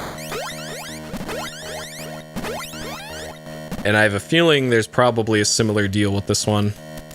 Okay, so left, and then I want to go up.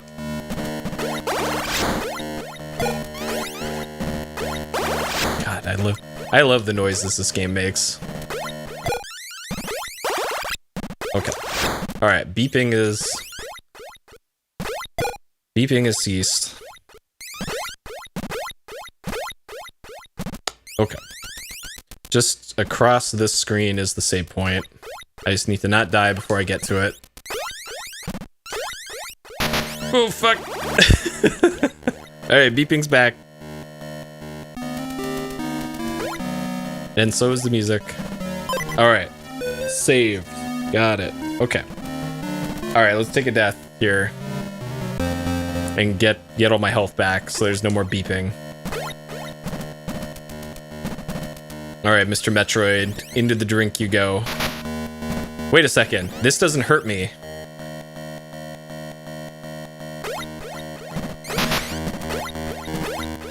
Fascinating. Okay. Interesting. So this particular water does not hurt me. Got it. Okay. Oh no! This didn't restore my health or my missiles. What?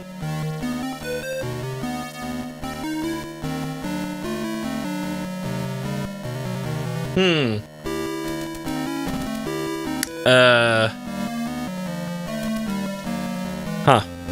Okay.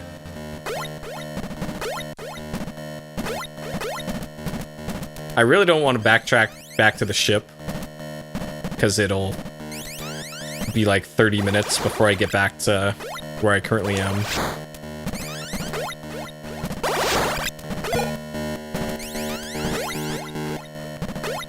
Okay, so here's the Metroid carcass. I did make note of this. Alright, anything to the left? So there was an exit off to the right.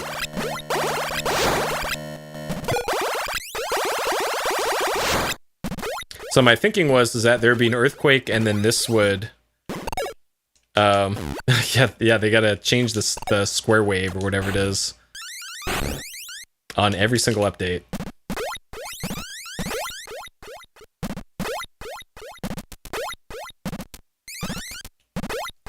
Like, I appreciate the crunchiness of Game Boy hardware, and then later on Game Boy Advance that has that very particular sound to it that you really don't get with anything else. Okay. Got this. Cool. So this is a missile update. Okay.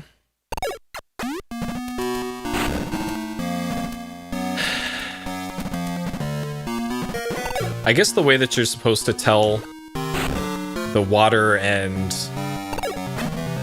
the lava apart when this is grayscale is that the lava has like dots on it occasionally, and this is just... This sure seems like a spot that would have a Metroid in it. Especially with this music.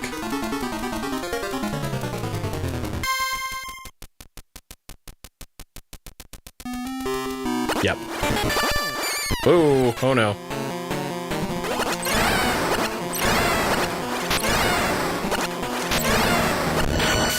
Okay. Aha, haha. Alright, Metroid defeated. Cool.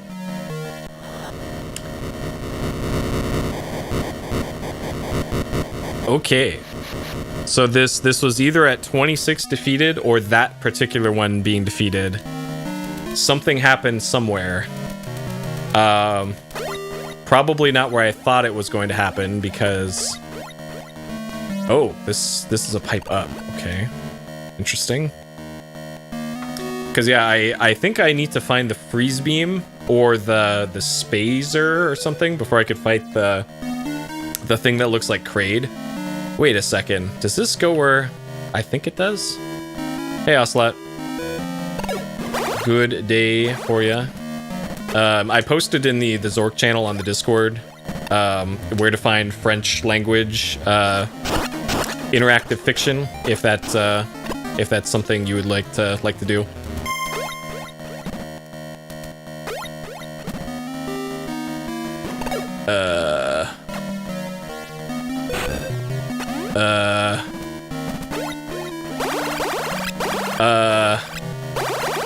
Maybe this is another wave beam? What is going on here? So in the first game, there were multiple... Oh god. Okay. Oh shit, that's the Varia! This is our armor upgrade. Alright, give me that. Give me that. Give me that.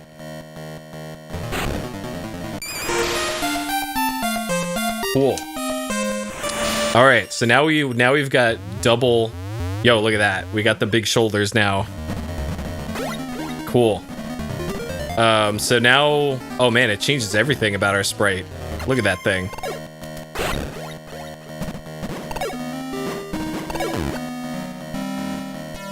Cool. Yeah, Mr. Metroid's has not been skipping shoulder day now. So yeah, my thought was, in Metroid 1, there were multiple freeze beams, and if you already had the freeze beam equipped, I don't think it would appear in the spot here. So maybe this is the same deal of there's multiple wave beams, and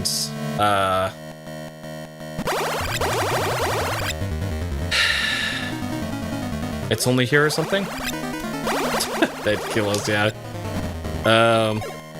Okay, it looks like there's something back here too.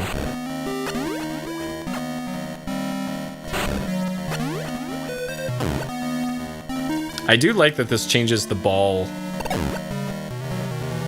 sprite too now. Okay, so was this part of the same room over there? I honestly can't remember, but it probably is.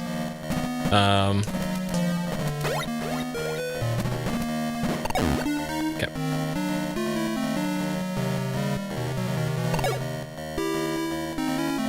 Cool. All right. So double armor will certainly make combat less painful. So there was an earthquake somewhere in the game world.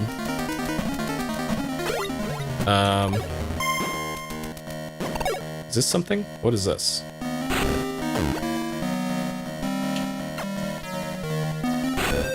Game, why would you do this? Why would you put one thing that you can go in there? All right.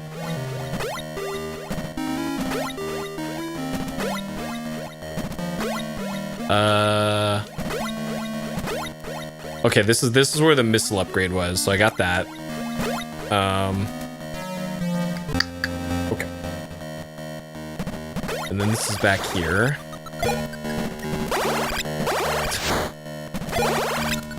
Warp, warp, warp, warp. Okay. So theoretically, we should be hearing less of the low health warning now. Okay, so this area didn't appear to change after the earthquake. Because so far, all the earthquake has done has been shifting around lava in lava rooms. And I haven't come across a lava room in a bit now, so... Yeah, what if the... You probably could make a quite long track from just health warnings in video games. And only that. No cheating with anything else. So there was this boss here. The thing that looked like Kraid, but I couldn't damage it with missiles, and I couldn't damage it with the wave beam. I don't think the addition of the Varia suit changes that. Unless it has some other function that I don't know about. Varia. Item effectively doubles the energy absorption of Samus' suit. Withstand enemy attacks. Yeah, so it makes your sprite look cooler, and you take half damage. And the various suit in the first game, you didn't get that until like the end of the game. You needed so many items to even get to that. So it's nice that they give that much sooner in this one. Jump on the ball shape. The spring ball would be useful to be able to jump in ball form. High jump is what I got. Jump more than twice as high. Spider ball, sticky ball, we have that. We have bomb. Okay, so check, check, check, check.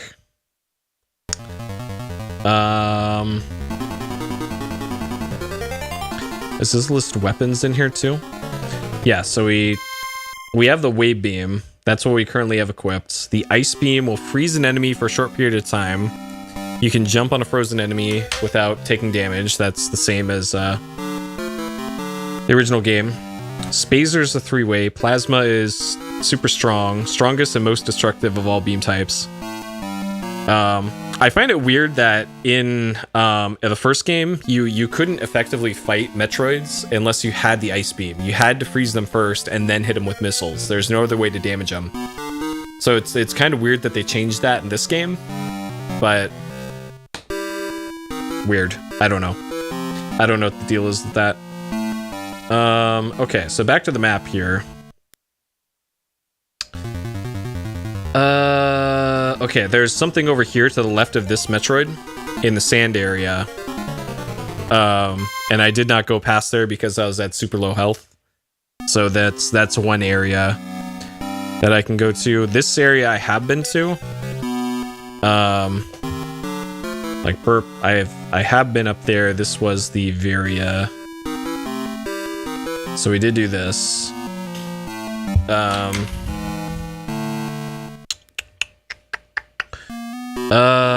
God, my ship is way the fuck back up here. Like, there's no convenient way to get back up to that to get the health and missile refills. And the other health and missile refills are right here in this one.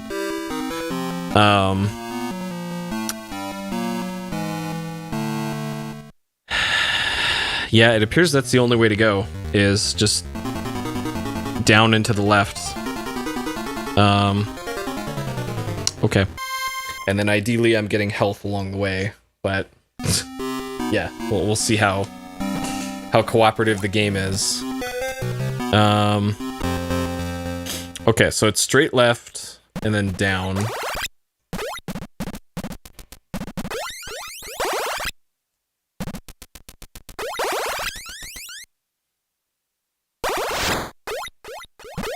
Yep, that's how I do all the maps and everything except for La Milana 2. I made an exception for La Milana 2 just because mapping in La Milana 1 was such a large part of that playthrough. One of the reasons why the La Milana 1 playthrough was almost 100 hours long was because I hand drew pretty much every single room in that game, and there's a lot of rooms in that game. Oh god.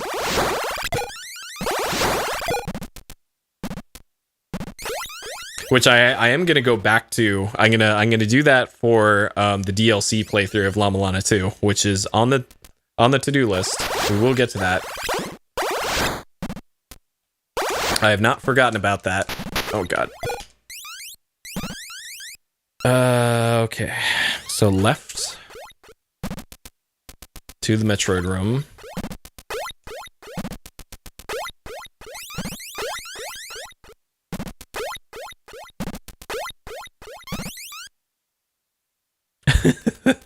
that maybe had something to do with it, hidden, maybe. Though it was less the writing down notes and more of like, I'm just gonna go to the music the music test screen and then stare at this notebook for 45 minutes.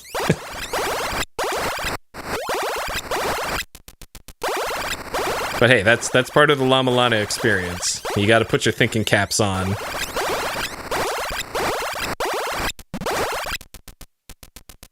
Because that's why that game's so cool, is that it requires so much of the player. You have to be able to be good at platformers, at action platformers, and then also be able to solve all the puzzles in that game. Oh my god, this is an energy restore.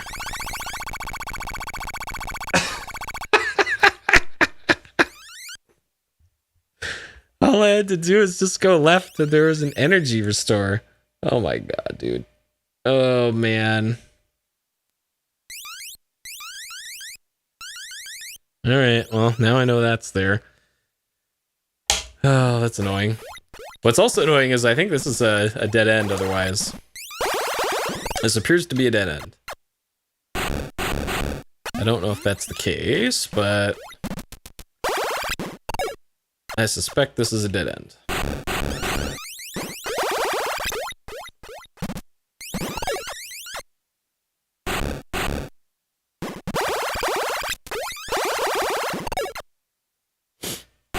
Ugh. But yeah, another thing that the Zork playthrough has got me thinking about, and something I'm putting on the to-do list of games. The last Myst game that I played was in PS Explosion years ago. It would have been at least 6 years ago at this point. That was the only Myst game that I've ever played. The next one is Riven, which is also in PS Explosion. And it's on like 7 discs, I think.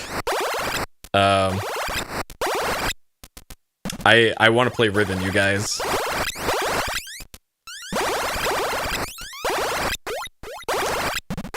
Okay. Alright, so I'm not sure. Okay.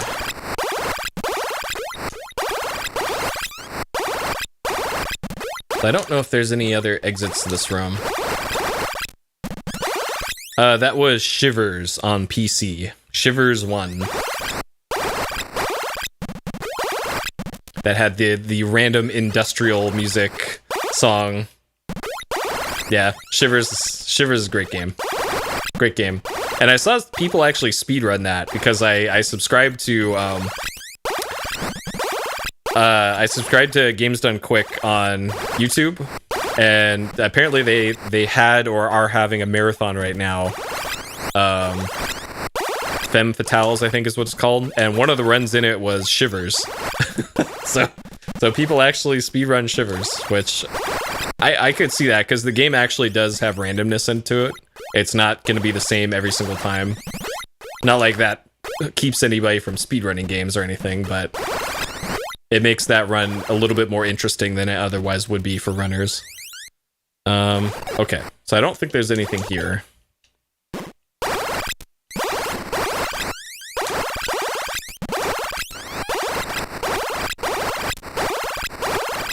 Okay.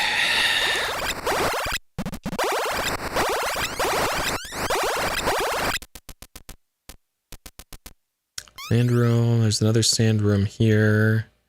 Okay, so there's a room that I thought was a dead end past here on the right.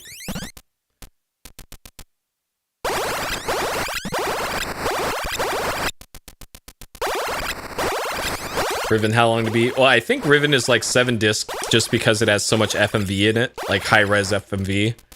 And I think Myst, regular-ass Myst, took me... I think I did it in one sitting, which probably up to 8 hours for that one. I really need missiles.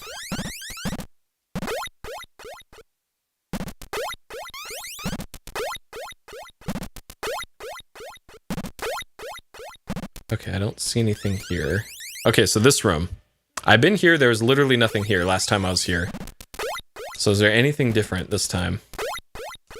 So there's a conspicuous big empty space there.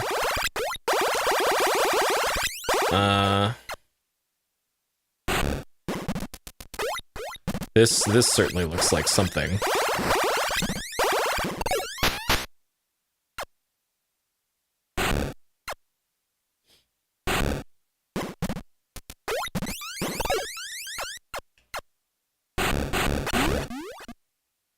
Okay.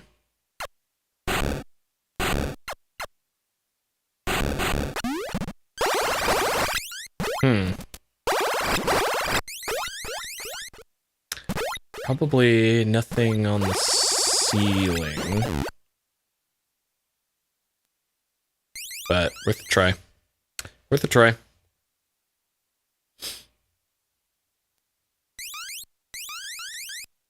And yeah, most of the puzzles in Shivers were pretty fair. I wouldn't say there's anything too crazy in Shivers puzzle-wise. Though there was that one puzzle that took me like 4 hours to do. Besides that one puzzle, which was like moving the balls back and forth. It did? Yeah. Missed and Riven without bullshit. Well, then that's... Why even bother? Why bother playing those then? I remember not having that big of a problem with the maze thing in Myst that you're referring to. Like, I think I maybe got lucky and somehow got it first try when I played it, but I remember not having issues. But I'm built different, I guess. But then again, I'm not built different enough to beat Zork in 2 hours.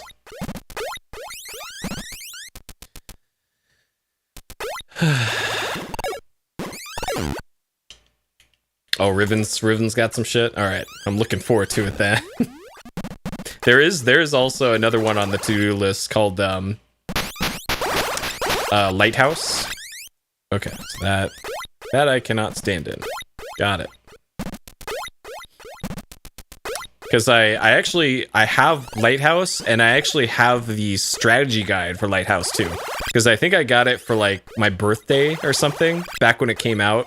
And I think 98, 97 or 98. And it's basically a Myst knockoff by Sierra. A real goofy looking game.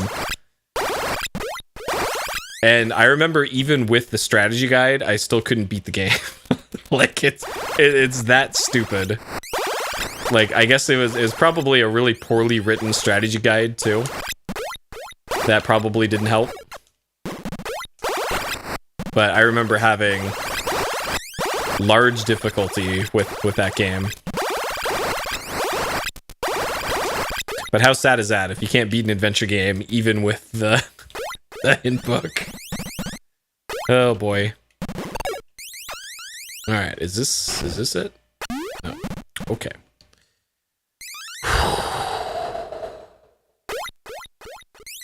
I'm running out of ideas here. Alright, I'm gonna get my energy back here. I'm almost inclined to go back to my ship to refill my missiles.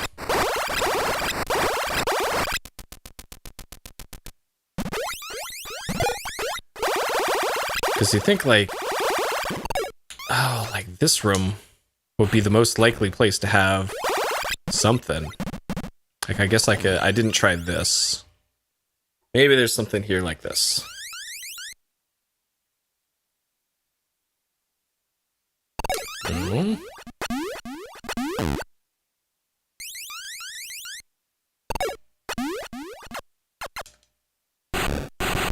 Pretty sure I tried doing this.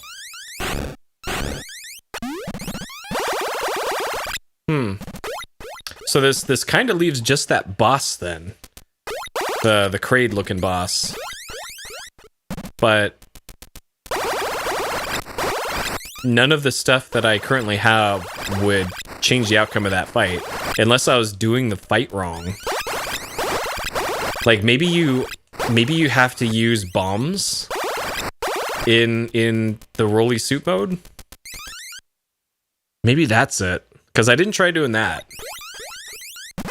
And if so, that's pretty annoying. That's an annoying way to fight the boss. But that's the only thing I can think of to do differently. Because technically that is a weapon.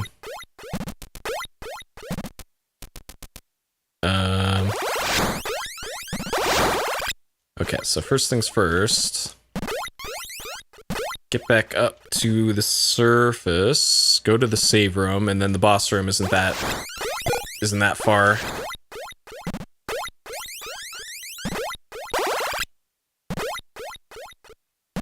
I really wish this game had more music. instead of these stupid beep sounds. Like, I know they're trying to build atmosphere and all that, but man, clearly the game has the capability to play music because they do it occasionally. Okay.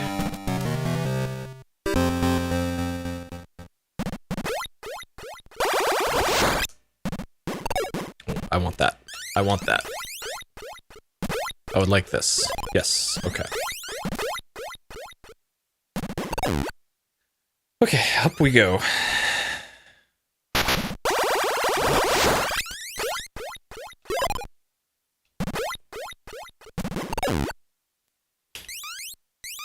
Okay. So I gotta do this twice, essentially.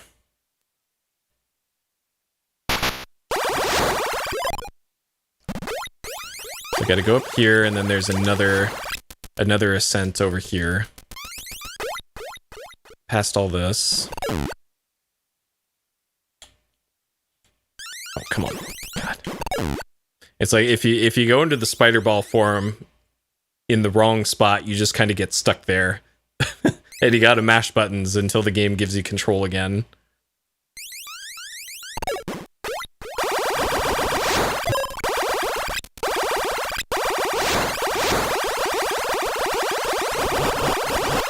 Okay, so it was down here is where the boss was.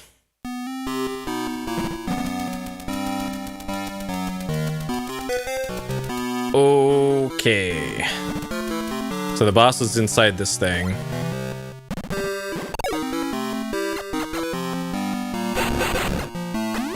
Oh, okay.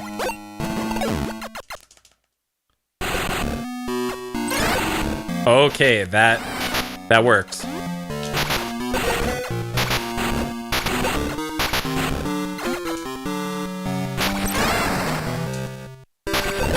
Got him. Fucking got him. Let's go.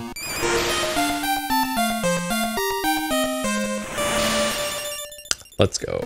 That's the ball jump, I think. Okay, so the ball looks different again now.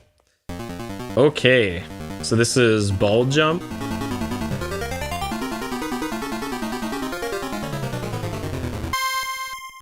Boss. Ball. J. Okay. I don't... Like, hey, great, we can jump while we're in the ball now. I don't see how this... how this changes anything. And that didn't count as a Metroid either.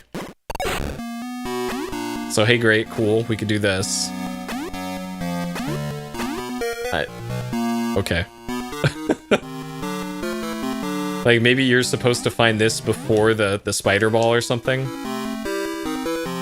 I don't know. I don't get it. I don't get it, what this is for.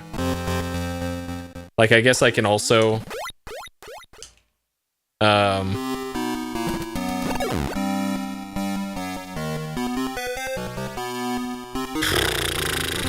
Yeah, I'm still not sure.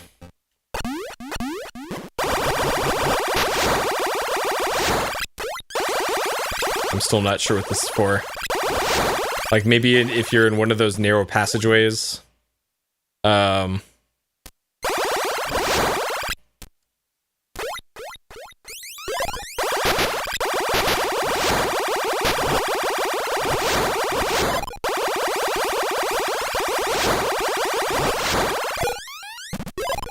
Okay, I'm pretty sure I've been here before. But just in case.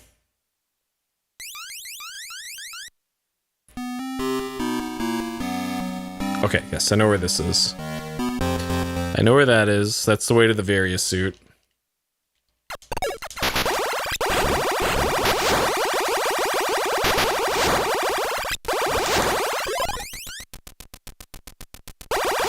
Okay. So the new problem then that we have here is it feels like I'm back to square one. Of like, what can I do? Wait, is this the same save? Was I confused that there are multiple save spots? Is this the thing? Is this progress? Like, I'm not sure what the point of this room is, other than having a save in it.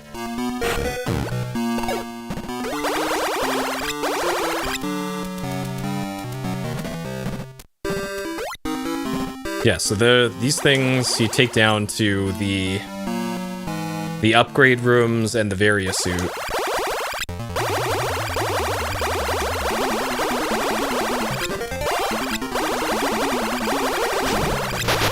Oh, that's right. This is the stupid laser room. Okay. Eat shit, laser. And then to the left of here is... That looked like something in the ceiling there. So can I do... Oh, this might be the point of this. Okay. So this lets you do this.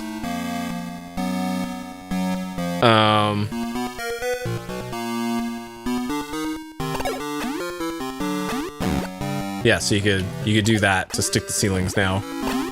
Okay, that's neat, but the utility of that I'm not sure about. Like maybe I gotta...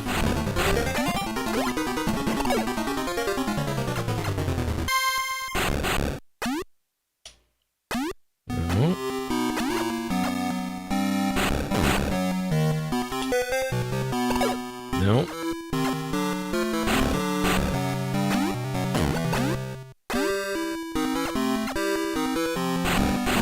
Like, I'm thinking maybe there's something in the room below here. Because when you take those pipes downwards, these pipes completely skip the room below this and go below that room. But maybe there is nothing below here.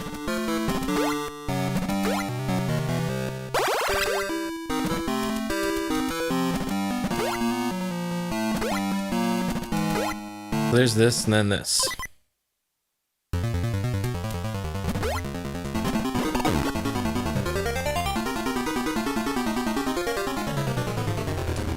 So there must be something I'm missing somewhere then. Because there was an earthquake. The game did do the earthquake thing. So something somewhere changed. But the problem is I didn't see anywhere that could have stuff to drain out of. It feels like I just need to backtrack maybe until I come across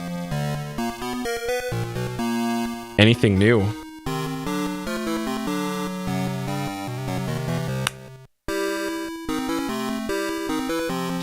Yeah, I think I just need to backtrack. There is a carcass room that I came across that didn't have a Metroid in it. So maybe that's a possibility.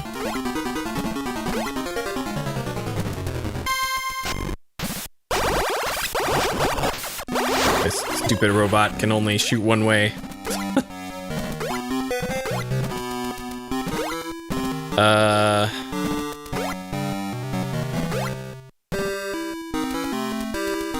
Okay, so it's to the right.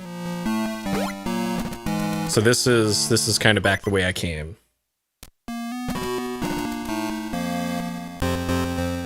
All right, so if there'd be anything relatively new,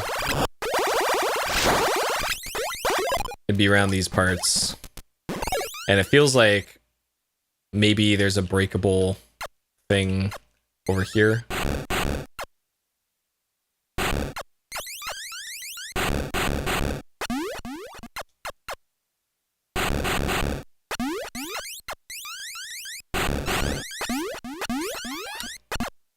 Does not seem like it. Okay.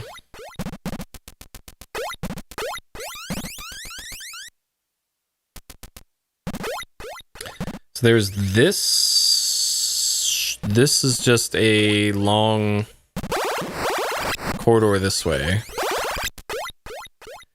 This, I don't see anything. I didn't have the high jump when I was last in this area too, so maybe that's a possibility.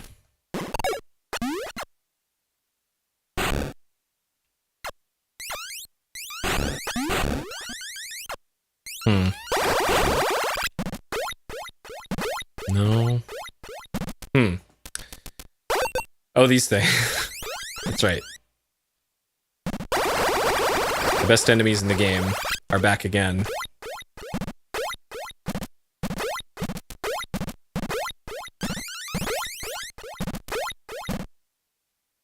So I'm not sure what the point of those are for this.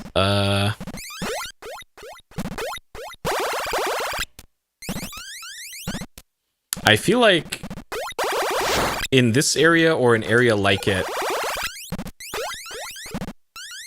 I like tank damage in order to get through here quickly or something.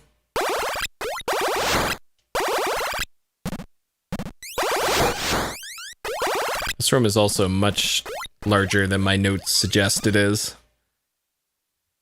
Yeah, that's what butts are for, right? All right, we found the music again.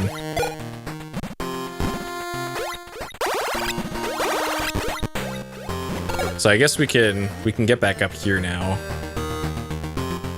Oh, I know where this is now. Okay, this is where the Metroid carcass was underwater. Yeah, right here. Okay, this must be it. Because according to my notes here, I have not been like over here. Okay, this is progress.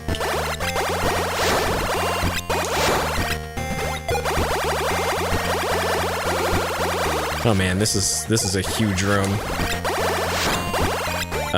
What am I gonna count this as?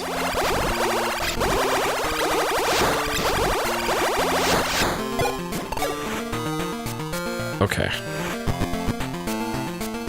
So this was like a zigzag type deal.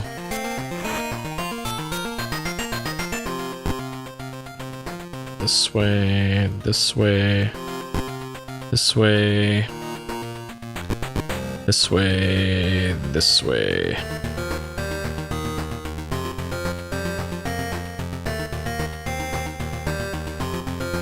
Okay. It's got a little confusing mapping this. Okay. So that's the bottom half of that room.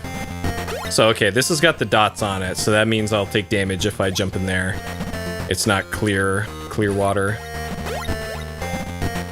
Okay, so this means I want to go back this way.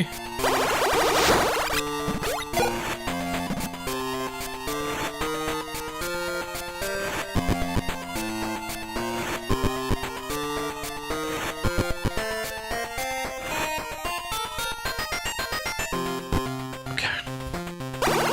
This feels like a room that's going to have a Metroid in it.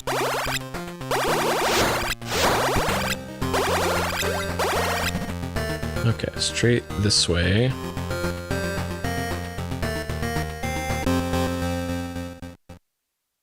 New area. Okay. Oh, baby.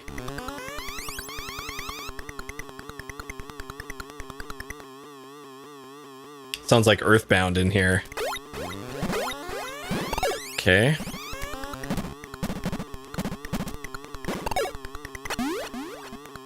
So now that I got Jumpy Ball, I can go in here, but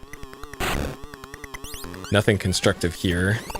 Oh, is this a fucking maze?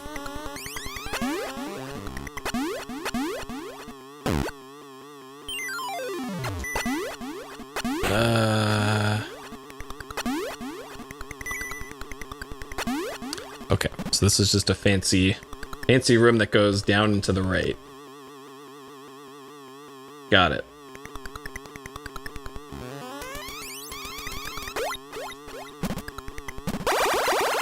Okay, new enemy. They die in one hit. There's lava below us. Okay. Possibly stuff below. Okay. Alright, we got a vertical room here. Spikes at the bottom. Got it.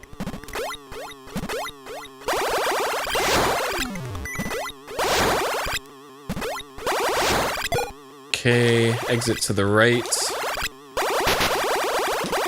After 2 screens up.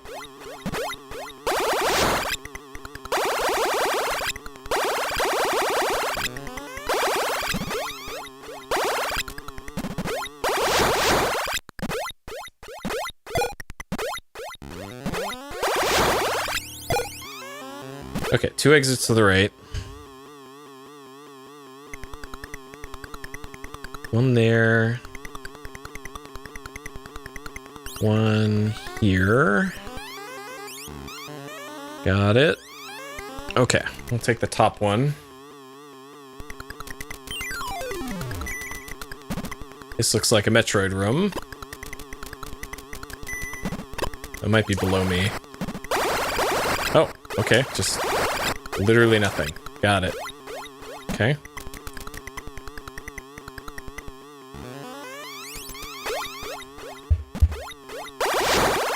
Oh fuck, these things.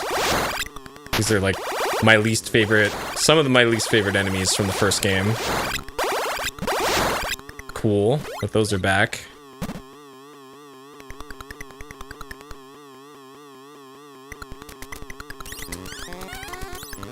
Okay. Oh, we're back in a big cavern here. Okay.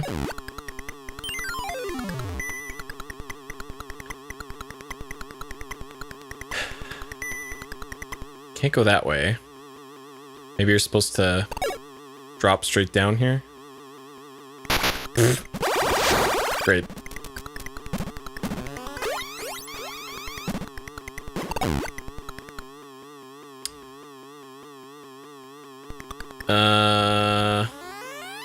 Okay, I think this is where I came from. If this is... yeah, this room. Okay. Alright, so we got climbable big cavern, but can't go past that. So... does this go to an opening?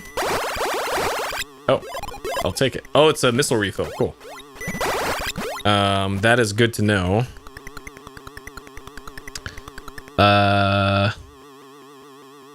M-I-R.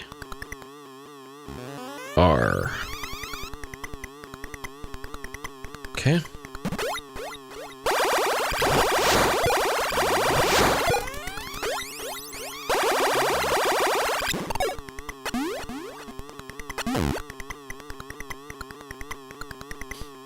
Okay, what we got here?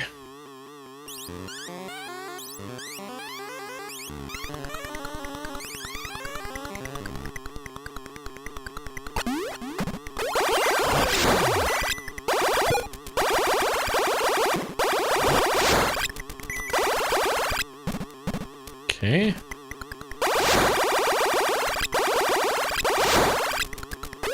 A Metroid, perhaps? Interesting. Alright, there's enemies down here.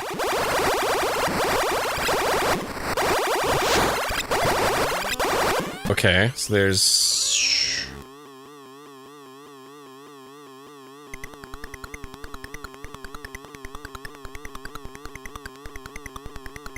I don't know where this is relative to everything else here.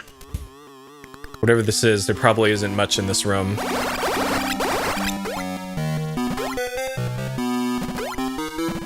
This is... oh, it's an upgrade room. Okay.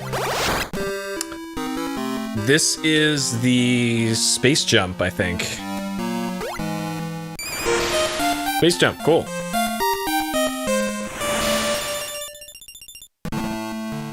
SP jump. Got it.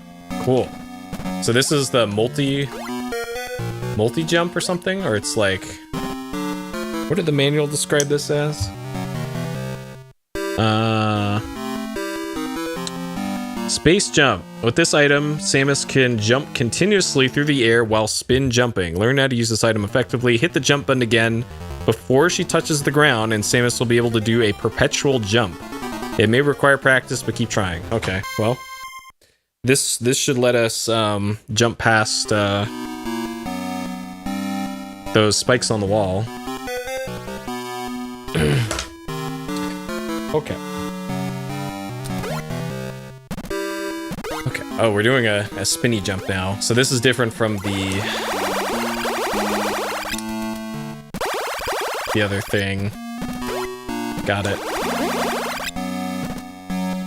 Okay. Welcome, guy in YouTube chat. I'm not looking for hints or tips, by the way. It seems like you were close to giving some. I'm not looking for any. Thank you very much.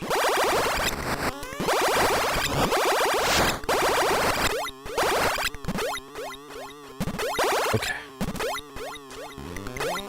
Ah, okay. So that once you start your downward momentum, you can just keep on going. Okay. That is pretty easy to do.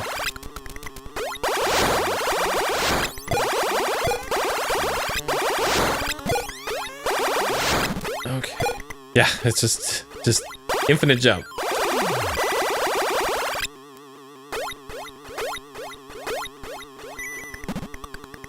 Okay, well, not quite infinite. It looks like if you lose too much momentum. Okay, so it's not quite perpetual. Not quite. But nears makes no difference. Okay, so that's where that is. Got it. Okay, so I know where that is. There doesn't appear to be anything else up top.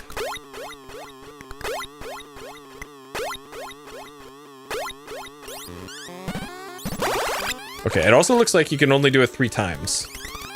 So I guess there is probably a limit to it. So this, I'm guessing, is probably another one, another boss. Because this is a very similar looking deal to where that, the last boss that I fought was, where there's this kind of opening in this maybe temple thing. Because this is also where the various suit nearby where that was. When did I last save? 13 minutes? And where was that? That was back there. Okay, so if I die to this boss, it's not that big of a deal. Otherwise, because it's... So we're right here, probably.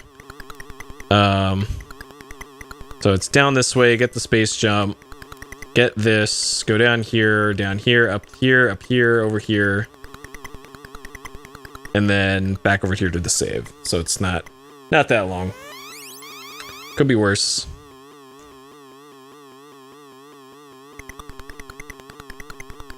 Okay, let's see what's down here.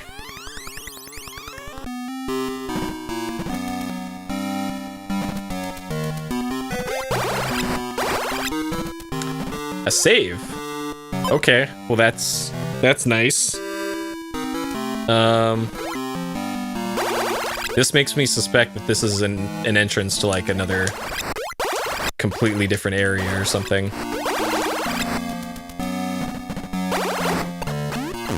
Okay. I'm about to call it, by the way. I just wanted to see what's over here. A missile upgrade. Cool. Okay, so this is gonna make trying to map this a little awful. Okay, I'm gonna save here. I'm gonna drop in this hole, see if there's a boss here. And if there isn't, then that's it. For tonight. Okay. Not quite.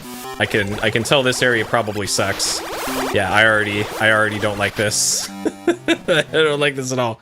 Okay. All right, we'll tackle that next time. Next time here on The Adventures of Mr. Metroid. Okay. Let's see, what do I want to do here? Okay, we want to save our backup RAM.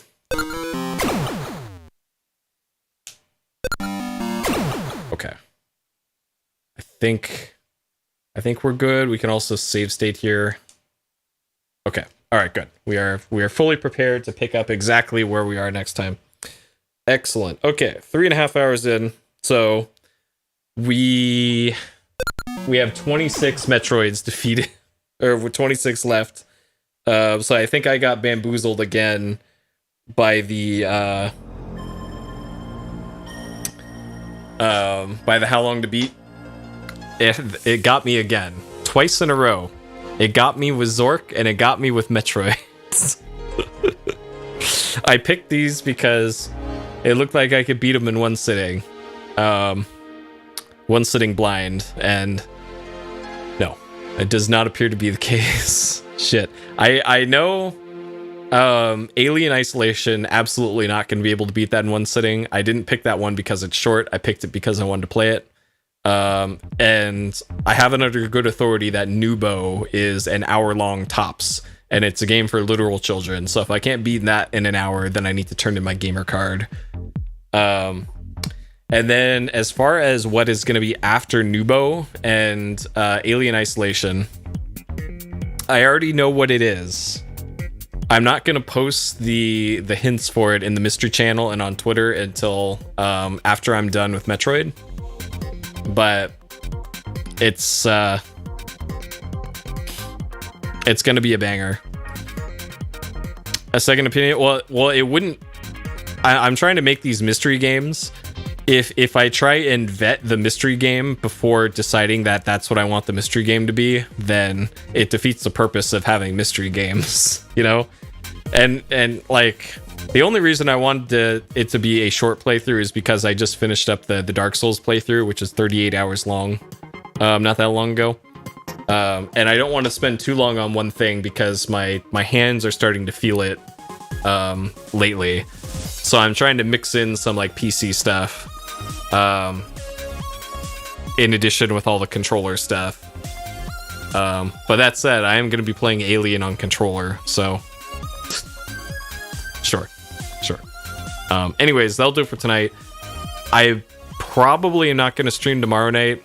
Things are going to be weird for me the next few days because I'm going to be wearing a heart monitor for the next however many days. I'm not even sure. I'm going to the hospital tomorrow to get hooked up with whatever data gathering device it is they need to put on me.